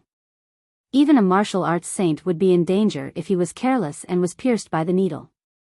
If a tribulation level expert was killed by the needle, there was almost no chance of survival. The Black Spirit Guard was very cunning. He pretended that he was no match for Ji Tianqing and ran away in a panic. Ji Tianqing chased after him. The Black Spirit Guard took the opportunity to release the God-killing and soul-seizing needle to attack Ji Tianqing's divine soul. A cold light bloomed and was about to pierce through Ji Tianqing's defense and into his forehead. At this critical moment, he realized that death was coming. Without hesitation, he raised the Burial of Heaven sword in front of his eyes. Bang! The God-killing and soul-seizing needle pierced the Burial of Heaven sword and detonated on the spot, releasing a destructive light that could destroy the world. The holy sword trembled and flashed black light. Ji Tianqing was also sent flying. He spat out blood and smashed into the ruins. The incomparably violent explosive power blasted the entire mine into ruins, and everything within a radius of 200 miles collapsed. Fortunately, the Burial of Heaven sword blocked 60% of the explosion. Ji Tianqing was only slightly injured. If he did not have the Burial of Heaven sword, he would be in a dire situation. Even if he did not die, he would be seriously injured. He wiped the blood from the corner of his mouth and rushed out of the ruins with a cold face. He chased after the Black Spirit Guard with all his strength.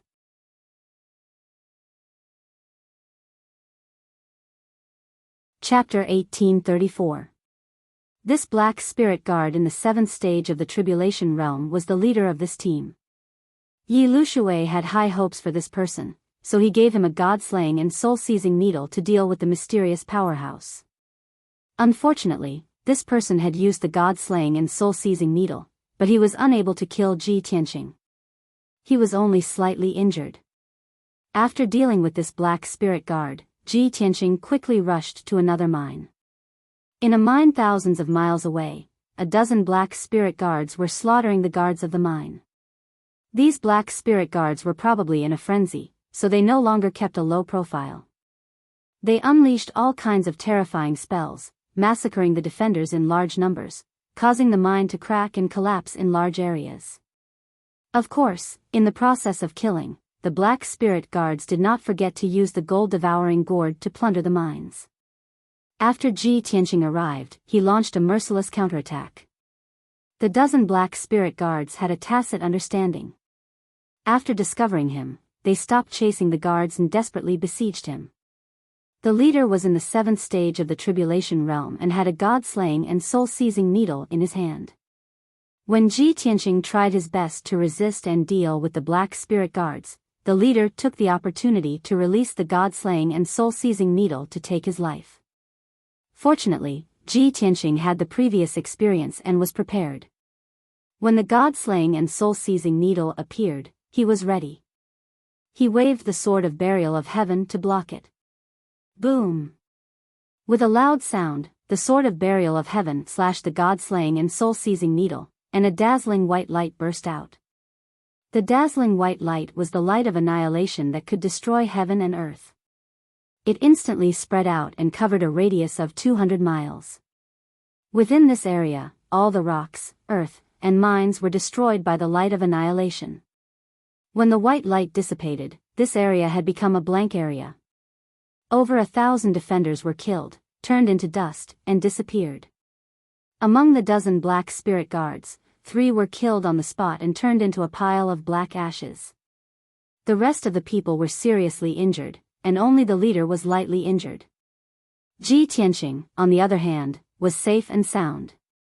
It was just that his divine soul was shaken and he was a little dizzy, but he recovered very quickly. Seeing this, the black spirit guards were shocked and could not believe their eyes. Ji Tianqing was thoroughly enraged. Like a berserk god of death, he held the sword of burial of heaven and began a massacre. How could those heavily injured black spirit guards stop him? In the short span of 100 breaths, more than 10 black spirit guards were killed. The leader with the strongest strength only managed to escape 1,000 miles before Ji Tianqing caught up with him and chopped him into pieces with one sword strike. After killing this group of black spirit guards, Ji Tianqing rushed to another mine without stopping. In the next hour, the entire 47th mining area was plunged into chaos. The fighting was so intense that the sky darkened. In the end, 70% of the mine's defenders were killed, and only 100 or so managed to escape. The leader of the mining area and the 2 powerhouses were lucky enough to survive. They escaped from the mining area with heavy injuries and went to report the news. 90% of the 60 black spirit guards were also killed by Ji Tianqing. Only 5 black spirit guards escaped from the mining area in advance when they saw that the situation was not good. After the battle, Ji Tianqing seized more than 50 golden sword tokens and more than 20 gold devouring gourds. Of course, there were also more than 100 gem veins and more than 50 space rings. Each space ring contained a huge amount of cultivation resources and wealth. Together with the spoils of war from 2 days ago, he would not have to worry about cultivation resources for many years to come. The news of the 47th mining area quickly spread to the Tianjue camp and the Sunset City. When the 2 sides heard the news, they naturally had 2 different reactions. The Tianjue camp was gloomy, and the morale was low. Yi Liushui's face was twisted with anger, and he roared with murderous intent. He had adjusted the action plan and used several god-killing and soul-seizing needles, but the plan still failed. Another 60 black spirit guards were killed. Such a heavy loss made his heart bleed. The generals were also incomparably sad and indignant. They wished they could go to the battlefield and kill that damned mysterious strong man. In the army, the news about the mysterious strong man and the white-robed young man spread rapidly. The name, white-robed killing god, spread like wildfire, and became more and more mysterious in the army. On the other hand, in the Sunset City, Holy Emperor Changyun and the generals were in high spirits.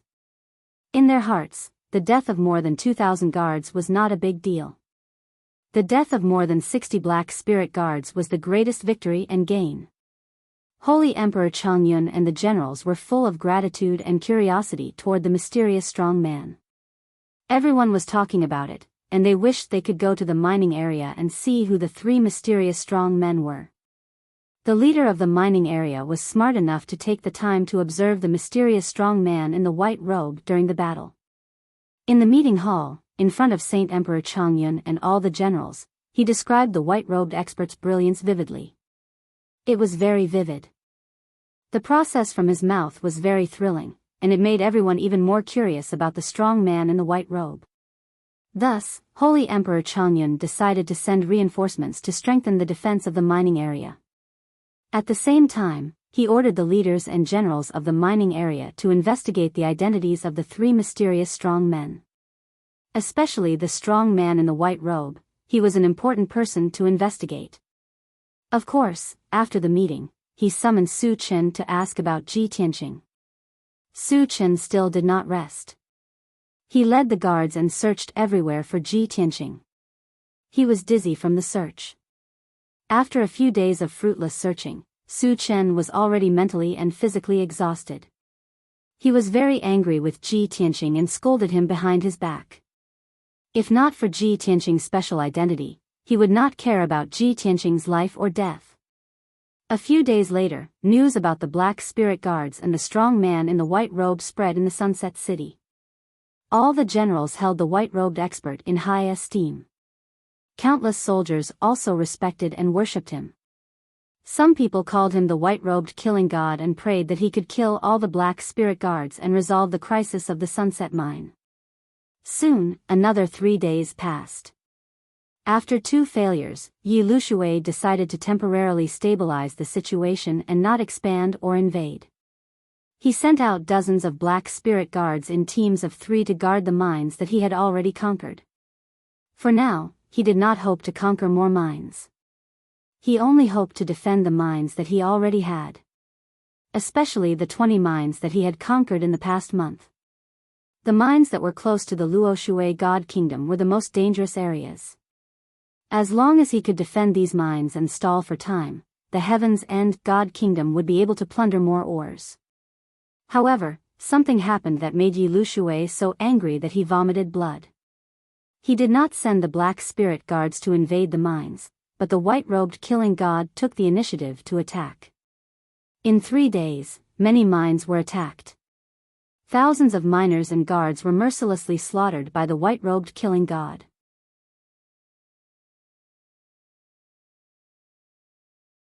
Chapter 1835. The people of the Heavens and Divine Nation were well aware. As long as the 2 divine nations did not go to war, they could only occupy the mining areas temporarily and would have to return them sooner or later. Before returning the mining areas, they only wanted to mine as much as possible and plunder the resources. But they did not expect that they would be attacked by the god of massacre after occupying the mining areas for only a few days. This was especially true for the newly occupied mining areas.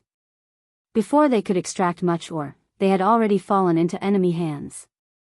The guards and supervisors guarding the mining areas, as well as tens of thousands of miners, were all killed. Within 3 days, all 5 mining areas were lost and more than 50,000 people were killed. Among them were 10 Tribulation Realm Black Spirit Guards and more than 400 Essence Soul Realm experts. The god of massacre's powerful strength and ruthlessness terrified the people of the Heavens and Divine Nation. For a time, the newly occupied mining areas were in a state of panic and uneasiness. When the news reached the camp of the Heavens and Divine Nation, Yi Lushui quickly gathered the generals and discussed countermeasures overnight. It was said that the generals discussed for a long time with indignation. Everyone hated the god of massacre to the core and regarded him as the biggest stumbling block, a target that must be eliminated. Most of the generals proposed to send the most elite Black Spirit Guards with the help of the Immortal Guards to kill the god of massacre. Moreover, the Heavens and Divine Nation would temporarily stop invading the mining areas and focus on defense. Especially the newly occupied mining areas, they must send a large number of troops and experts to guard against the god of massacre's attack. That night, after Yi Lushui discussed the plan with the generals, he gave orders on the spot to make new deployments and arrangements. In addition, he also announced a reward. Whoever could kill the god of massacre would be rewarded with a saint-level magic treasure and 50 million cultivation resources. After this news spread, everyone was indescribably shocked and excited to the extreme. Even the generals were very tempted and wanted to fly to the mining areas and kill the god of massacre with their own hands. In just one day, Yi Lushui's orders and plans were implemented. The 18 newly occupied mining areas were all fortified and guarded. Many Black Spirit Guards and Immortal Guards were stationed there. Several teleportation formations and channels were also set up between the mining areas. Once a mining area was attacked by the god of massacre, the experts in other mining areas could quickly rush over to support. Many powerhouses were waiting for the white-robed god of death to walk right into their trap. Compared to the solemn atmosphere of the Heaven Absolute Camp, Sunset City had always been relaxed and cheerful. Saint Emperor Chang Yun and the soldiers would receive the latest news every day. They would receive frequent reports from the front lines. Most of the news was the same. The white-clothed killing god had attacked another mining area and slaughtered all the guards and miners of the Heaven End God Nation. The Heaven End Divine Nation suffered heavy casualties and was forced to abandon the mining area and flee in panic. In just 3 days, the white-clothed Reaper had attacked 5 mining areas and slaughtered more than 50,000 people. Saint Emperor Chongyun and the other generals were amazed by the white-clothed killing god's terrifying strength. They did not forget to send out a large number of experts and guards to take back the mining areas. At the same time, Holy Emperor Chongyun also passed down orders for the leaders of the various mines to be on standby at any time. Once the white-clothed killing god took action and reclaimed a mining area, the leaders of the mining area would have to quickly provide support and lead the army to enter the mining area. Late night of the fourth day. Within a certain mining area, 100 li underground. A huge black shadow that was hundreds of feet long was silently flying through the pitch-black underground. It was a huge beast that was completely black and covered in scales. It was the Xitigarbha divine armor. It was the overlord of the earth, and it hid its aura as it traveled underground. No one below the martial sage realm could detect it. 4 powerhouses stood quietly on its broad back. The leader was a youth in a white robe, Ji Tianqing. Standing beside him was a man in golden armor. He was only a meter tall and he carried a dark golden war hammer. This person was the leader of the Earth Spirit tribe, the Golden Mountain King. Behind the two of them stood a young man and a young woman. They were both experts with cold and murderous auras. They were Ji Bai and Shou. The Golden Mountain King looked ahead and sent a voice transmission to Ji Tianqing, "Young master, are we really going to cross the 18 mining areas and attack Mining Area C?" Ji Tianqing nodded slightly and said calmly, "There are more than 200 mining areas in the Sunset Holy Mine. According to the different directions, they are divided into 4 areas, namely A, B, C and D. Mining Area A and B are around Sunset City and are currently safe. They are under the control of the Luoshui Holy Kingdom. Mining Area C is near the Drifting Cloud Mountain and has been occupied by the Heaven Extinction Holy Kingdom. Only Mining Area D is still being fought over. Half of it belongs to the Luoshui Holy Kingdom and the other half is occupied by the Heaven Extinction Holy Kingdom. In the past 3 days, I have conquered 5 mining areas. The people of the Heaven Extinction Holy Kingdom will definitely be restless and hate me to the core. Yi Lushui will definitely strengthen the defense and send a large number of experts to guard the 18 mining areas. He will wait for me to die." Speaking of this, his lips curled into a cold smile and he said playfully, "If I act according to plan and attack the 18 mining areas, I will be walking into a trap." Yi Lushui has sent most of the experts to guard the 18 mining areas. The defense at the back must be weak. I want to give Yi Lushui a surprise and make him even more anxious. The Golden Mountain King thought for a while and nodded, "Young master, this is a good idea. We have the initiative and can advance or retreat as we wish. The other party can't do anything to us. However, even if we kill the guards and miners of Mining Area C, the Luoshui Holy Kingdom won't be able to send people to reclaim it." Ji Tianqing gently shook his head and said, "There is no need to rush. I am here to help Holy Emperor Chongyun to resolve the crisis of the entire Sunset Divine Mine, not to reclaim a few mining areas. As long as we continue to attack and inflict heavy losses on the Heaven Extinction Holy Kingdom, they will not be able to hold on for long and will flee in defeat. At that time, the problem will be solved and Holy Emperor Chongyun will lead people to reclaim all the mining areas." Only then did the Golden Mountain King understand his overall plan. He immediately showed a look of admiration and saluted, "Young master, this humble king admires your wisdom." Ji Tianqing just smiled and did not say anything else. Unknowingly, half a day passed. The Xitigarbha divine armor traveled tens of thousands of miles underground and finally entered Mining Area C. This area was not far from Drifting Cloud Mountain. There were more than 60 mining areas around it that were occupied by the Heaven Extinction Holy Kingdom. In each mining area, there were hundreds of guards and supervisors, monitoring the tens of thousands of miners who were mining day and night. The situation was just as Ji Tianqing expected. The defense of the mining areas in this area was weak and there were not many experts guarding them. After all, Yi Lushui had sent most of the experts to Mining Area D. Ji Tianqing randomly picked a mining area and immediately began to move.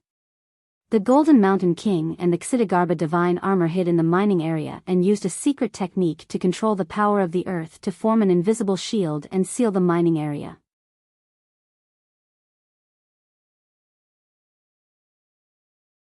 Chapter 1836. In just a quarter of an hour, the Jinshan King and the Xitigarbha godly armor had finished casting the spell. A shield of barren earth formed by the power of the earth enveloped the mining area within a radius of 8,000 miles. With this shield of barren earth, no matter what happened in the mining area, it would not be discovered by others. Ji Tianqing brought Ji Bai and Shohei, quietly entered the mining area and began the massacre. Swish! Swish! Swish! Suddenly, more than a dozen giant golden swords appeared in a dimly lit mine and floated in the air. The hundreds of miners and dozens of supervisors who were working in the mine were suddenly awakened and turned their heads to look at the golden swords. At the same time, the giant golden swords, which were more than 10 meters tall, shot out sword lights that filled the sky like a rain of arrows. Bang! Bang! Bang! In an instant, the hundreds of miners and dozens of supervisors were hit by the overwhelming sword lights and burst into blobs of blood. Dull thuds and painful screams mixed together, echoing endlessly in the mine. In a short span of 10 breaths, the dozen or so golden swords shot out tens of thousands of sword lights, killing everyone in the mine. The miners and supervisors did not know who the murderer was until they died. From the beginning to the end, Ji Tianqing did not show his face. Soon, the giant golden swords dissipated. Ji Tianqing quietly left and quickly rushed to the next mine. Not long after, he entered another mine and used the same trick again, quickly killing hundreds of people. Next, the same scene played out again and again. Tragic massacres also occurred in the various mines and tunnels one after another. Ji Tianqing acted alone, while Ji Bai and Shohei worked together. With their strength, killing the supervisors and guards of the primordial soul realm and the miners of the soul refining realm was as easy as blowing off dust. Only when they encountered the powerhouses of the tribulation realm would they spend more time and effort. However, there were only 2 powerhouses of the tribulation realm in the mining area within a radius of 8,000 miles. Ji Tianqing alone killed the 2 powerhouses of the tribulation realm in a dozen moves. About 2 hours later, the entire mine quieted down. More than 10,000 miners, 2,000 supervisors and guards, as well as 2 tribulation cultivators, had all been wiped out. Ji Tianqing left with Ji Bai and Shohei. The Golden Mountain King and Xitigarbha divine armor also removed the shield of barren earth. After that, everyone quietly rushed to the next mining area. It was the same method, and the same scene of slaughter was quickly repeated. 1 mine, 2 mines, 3 mines. Unknowingly, 2 days had passed. In the next 2 days, Ji Tianqing and the others had slaughtered close to 200,000 Heaven's Extinction Divine Nation's people. 19 mining areas were lost. All the miners and guards had turned into corpses, and the mine was like a slaughterhouse. After 2 days of continuous fighting, Ji Tianqing and the others had expended a lot of magic power and were mentally exhausted. Thus, everyone quietly left the area and hid to rest. At the same time, the news of the 19 mining areas being lost one after another also reached the camp of the Heaven Absolute Divine Nation. In the meeting hall, there was a heavy and solemn atmosphere. When Yi Lushui heard the news, he was so angry that his eyes turned red. He smashed the beam in the hall with his palm. All the generals were silent. They were so scared that their faces turned pale and their bodies trembled. In the Heaven Absolute Divine Nation, Yi Lushui's reputation was extremely resounding. He was a terrifying martial saint, a butcher and an executioner. He was in charge of the Divine Guard Legion and carried out the will of martial god Tianju. He supervised the entire Divine Nation and had the power to kill. In the past 1,000 years, there were at least 8 million people who had died directly or indirectly under Yi Lushui's hands. A few days ago, Yi Lushui had gathered all the generals to discuss countermeasures. As a result, everyone unanimously decided to strengthen the defense in the 18 mining areas of D, and a large number of powerhouses and divine guards would be stationed there. Everyone thought that this time, the white-clothed god of death would definitely walk into the trap and die. But it turned out that they were all fooled by the white-clothed god of death. The white-clothed god of death had already seen through their conspiracy and did not attack the 18 mining areas at all. Instead, he went to the sea mining area to cause trouble.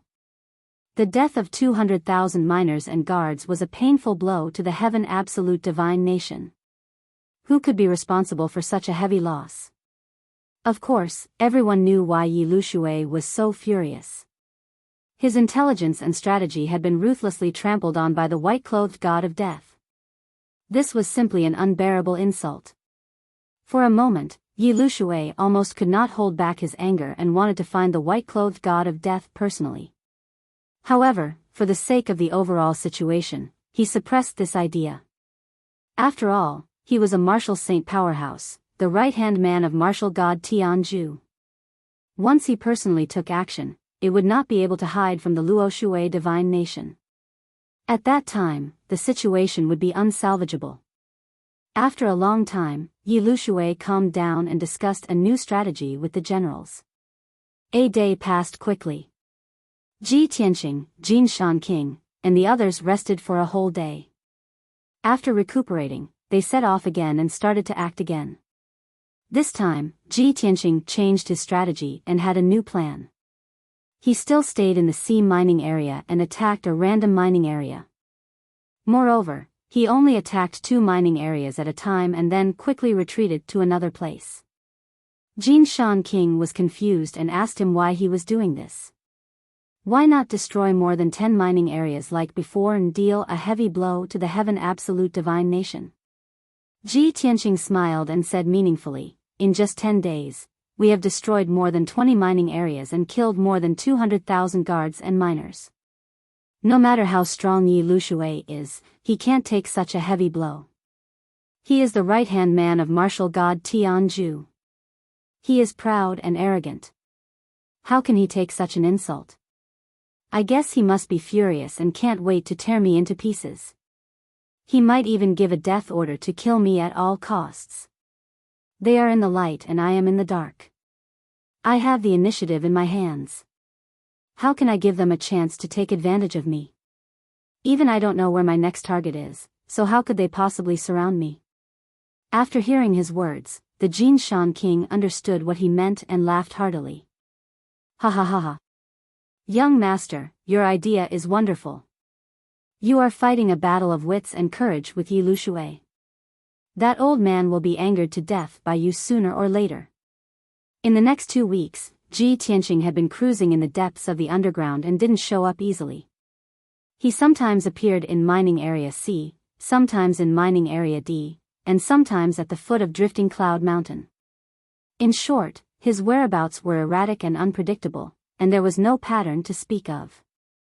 With the help of the Xitigarbha divine armor, the overlord of the earth, he was like a god underground. Except for martial saints, no one could catch up with him and no one could kill him.